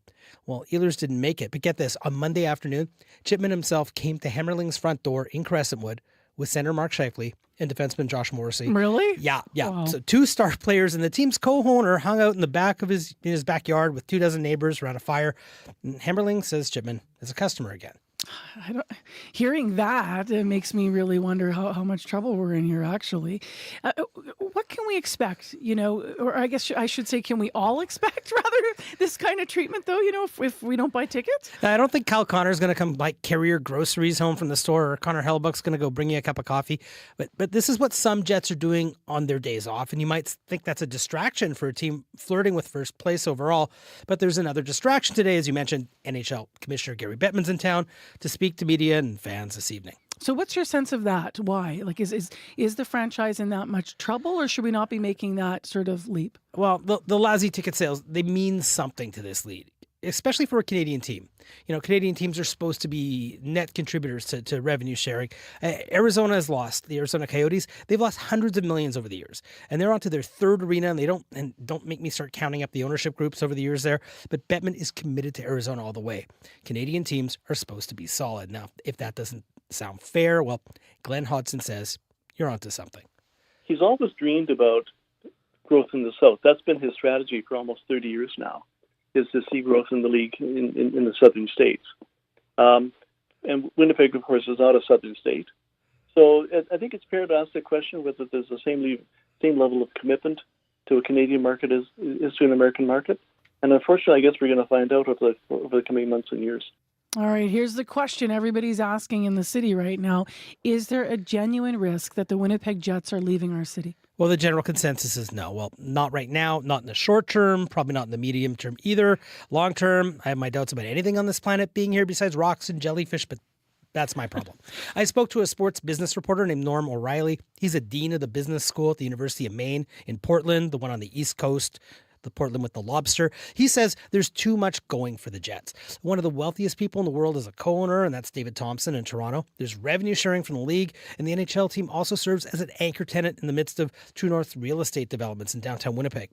O'Reilly also says the NHL doesn't like to let franchises move. I mean, look at the Coyotes. They're still playing in Arizona, even though they're playing in a tiny college hockey rink. Any commissioner in any league does not ever want a failed franchise or a relocated franchise. It's last resort. And you'd say, why? Well, first of all, it obviously is not a good sign on your leadership. But more importantly, it's a sign of the asset valuation of these clubs. And so you really don't want franchises that are readily available. So, there's been some contraction. Major League Soccer had a lot before they took off. There's talk about it in baseball. Remember with the Expos and the Minnesota Twins, they didn't do it. Because what happens then is when you contract or you relocate a franchise, it's an indication that the value is lower. Valuation is a big deal. True North spent $170 million buying what's now the Jets, $110 million for the old Atlanta Thrashers, and $60 million as a relocation fee. NHL owners would rather have expansion fees. The Seattle Kraken, the last team to join the league in 2021, they paid $650 million US. And I should mention the Jets are valued at an estimated $780 million right now, according to Forbes. So what else do the Jets have going for them? Well, there are some government subsidies. I'm going to list them off here. So there's a property tax break on Canada Life Centre. For tax purposes, it's valued as a recreation centre and not a commercial property. And that results in a city provincial tax break last year of $576,000. True North's in line for a $242,000 refund on its city business tax. It gets to collect about $6.5 million worth of entertainment taxes, mind you, that wouldn't exist if the Jets weren't there. But it also gets provincial gaming revenue from the Shark Club. Pre-pandemic, that was worth an average of $5.5 million. It's probably less now, but they don't disclose that revenue, the actual revenue from gaming. Ultimately, True North gets about $13 million in subsidies and tax revenue. That's Kyle Connor and Mark Scheifele's salaries this year right there. Does that alone mean the Jets will be in Winnipeg forever? Well, the gaming revenue was put in place to help True North weather economic storms, and that storm is here. All right, Bartley, thank you. Obviously, we'll have lots to report come the end of the day. Appreciate you being in. You're welcome. Bartley Kivas also wrote a story you can read right now about the Jets on our website, cbc.ca/Manitoba, and you can tune into news at 6 when we're all going to hear what Gary Bettman has to say in his visit to Winnipeg this afternoon. This is your heart.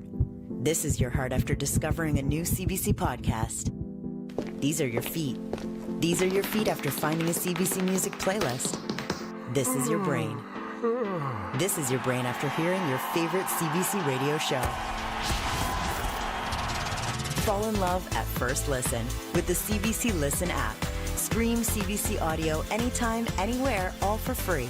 Download CBC Listen today. 8:26 a.m. is the time. I'm Marcy Marcusa. You're listening to CBC's Information Radio. It's the morning show. Thank you so much for joining us. It's minus 17 in the city. We'll fall to minus 20. Really windy. We have blowing snow advisories for the Red River Valley. This does include Winnipeg, Pembina Valley, Portage, Headingley, and parts of the Interlake. So winds up to 80 km an hour before they calm, as I mentioned this afternoon. So it's been a challenging morning so far. We got to thinking about the time of year, though, and later this week there is a day that only comes around every 4 years. 2024 is leap year, and February 29th, Thursday, is leap day. So we asked you, what's your story of taking a leap? Hi, this is Janessa Naylor-Giesbrecht, and I think it was in 2020 when I finally did my very first blood donation. I hadn't done any and had felt guilty for it for years. because I was so scared of needles that I just couldn't wrap my head around doing it. But we had a couple friends and friends' kids who ended up being in desperate need of blood in the last couple of years, and it just felt like my fear wasn't as important as donating. And so I finally was able to get over it. I booked the appointment. I arrived there because it was during kind of peak pandemic. It was I had to go alone, and that was scary. So I had this wonderful nurse named Judy who let me just sob in her office in the intake for a good 5 minutes before I was able to calm down. And she walked me through it and talked me through everything. And it was wonderful. And I have now just completed my 7th donation and plan to continue. Thanks. Bye. Good for you. I love that story. Kind of relates to, I was talking about the fact that I have plans to get a tattoo this year, but really sort of physical pain was the thing that held me back over the years. But giving blood, I mean, my goodness, so important. And good for you for taking the leap. Colleen wrote into us, she got married on February 29th. She said the pros of a Leap Day anniversary, the anniversaries are super special. They only come around every 4 years officially, and we get to celebrate on Thursday as well this week. Kev Roberts says sometimes it's a simple leap, just bounding away, leaps of joy, staying in the moments. Darren wrote into us, Darren Graham, saying he's going to take a leap of faith and try to make amends with an estranged family member, which, wow, that's a wonderful thing to commit to, obviously.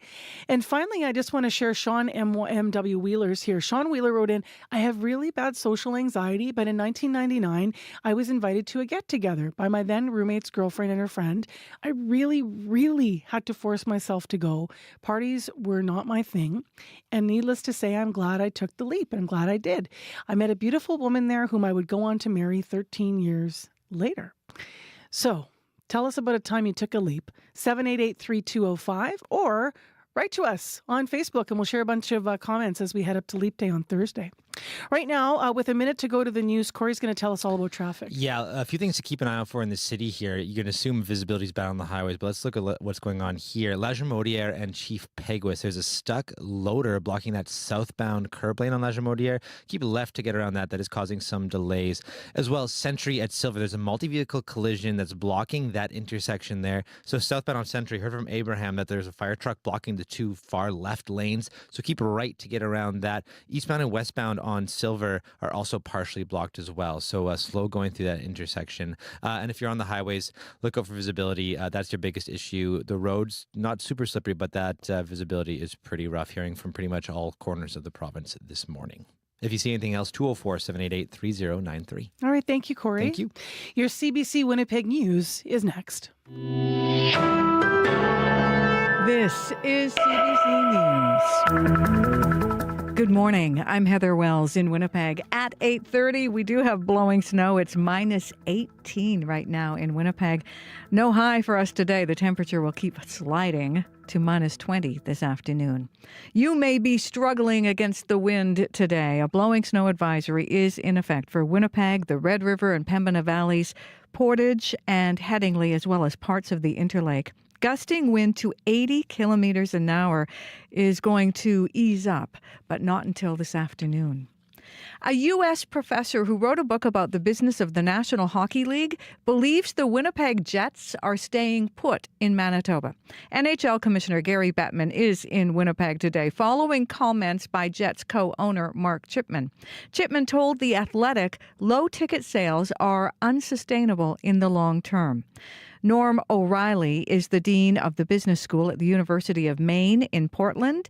He says fears about the Jets leaving Winnipeg right now are unfounded. The league is in great financial shape. The club is a part of that league in a very revenue-sharing market, so you would assume they're safe there. They want to be there. They've got a really strong ownership group, and then one of the wealthiest owners in the league behind the team. Good team on the ice. O'Reilly says other NHL owners don't like relocation because it can devalue their franchises. Commissioner Bettman faces the media at 5 this afternoon, followed by a, quote, fireside chat. One man is in unstable condition after a house fire police say was connected to an investigation in St. Vital. Winnipeg police went to a house on Worthington Avenue near St. Mary's Road around 1 yesterday afternoon. They were there to arrest a man on outstanding warrants. Police say the suspect wouldn't come out and started a fire inside the house. Fire crews arrived, quickly put out that fire. The suspect was then taken to hospital with smoke inhalation. He now faces numerous charges. A Congolese Winnipegger says people from his home country need more support from Canada and from Manitoba.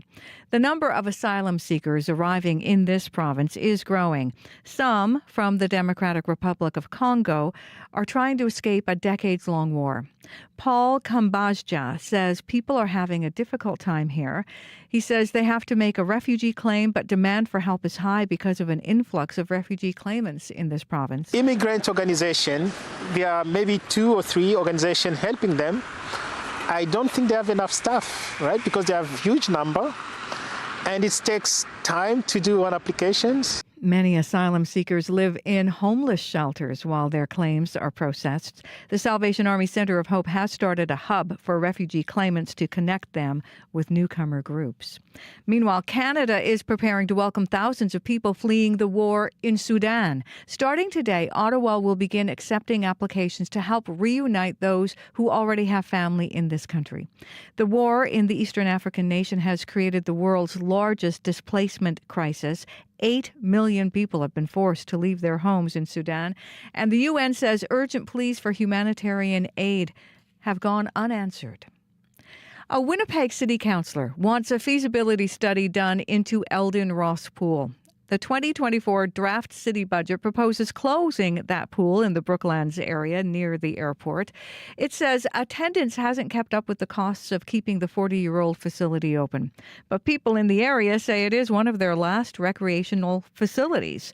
Dozens packed a town hall last night. Councillor Vivian Santos told them she will ask the city to keep Elden Ross open for another year while a feasibility study is done. I would like to hear back from the community at large what could be possible for this, because I don't want to just take something away and then not have anything at all. It's important for me that something remains in this community. Santos says she would like the province to help fund a study, and she plans to meet with the area's MLA, Malaya Marcelino, in the future. You can find more news updated throughout the day. All you have to do is head to our website, cbc.ca/Manitoba. You can also check out the CBC News app. All right. Thank you, Heather. You're welcome. Last word in the weather, Abby? It's a cold morning, minus 18 degrees in Winnipeg. We have that blowing snow advisory in effect covering Winnipeg, the Red River Valley, Pembina Valley, Portage, Headingley, and parts of the Interlake. And the winds are really something you need to take into consideration. Also across the province, we have that risk of frostbite also. All right. Thank you, Abby. You're welcome. Corey Funk, the traffic situation? Yeah, front-end loader is still there on southbound La Jamodiere at Chief Peguis, but just got a call from Don who says that traffic is actually flowing pretty well around it, so not too bad of a disruption. Century and Silver, there's a multi-vehicle collision still blocking that intersection there. Southbound on Century, the far left turn lanes are blocked, I last heard, from an emergency vehicle, and also east and westbound Silver is also partially blocked as well at that intersection, so look over that. Poor visibility on the highway, so drive safe out there. Hearing about that all over the province, coming from north, south, east, and west, as well as there's also a travel advisory, a no travel advisory in effect for North Dakota right now because of that snow as well. So they're advising folks not to drive the highways there. My sister and I got stuck in a blizzard down there years ago. Mm-hmm. Yeah, we got stuck on our way to a Jays game one time in April and had to stay in St. Claude, Minnesota. Oh, did you? Time and never made it to the game. Got Didn't canceled make halfway it. through. Well, we made it. I think we were at Fargo or Grand Forks. Can't remember. But then all the power went out in the hotel. There was nothing. Geez. There was no heat. So people were wearing everything that they could and bundling together, like all together in the lobby. Oh man. Yeah. So memorable. Totally memorable. But that's why you should heed the forecast before you head out. Yes. Thanks, Corey. Thank you. Okay, so this is going to calm down this afternoon, and then behind this, we get some really cold weather, and then it, again, bumps up to improvement by the weekend. So that's where we're at, everybody. Thanks for listening. I'm Marcy Marcusa. Take care and be well. I want to thank our hardworking team of associate producers, our leaders in unit, Leif Larson and Nellie Gonzalez, as well as our live team. Megan Ketcherson, Joni Nicolo, and Heather Wells in our news department. Thank you, guys. As well as our live team behind the glass here, Corey Funk, Abby Adeyemi, and Brad Lillis as well. I'm Marcy Marcusa. Thank you so much for listening. Of course, we'll be on top of all kinds of different stories today, including the one about the Jets. So stay right here to your local programming. Remember, you have a next local show at noon, Radio Noon, and then up to speed between 3 and 6. Take care, be well, stay warm in the meantime, and we'll talk to you again tomorrow morning. The Current's coming up next.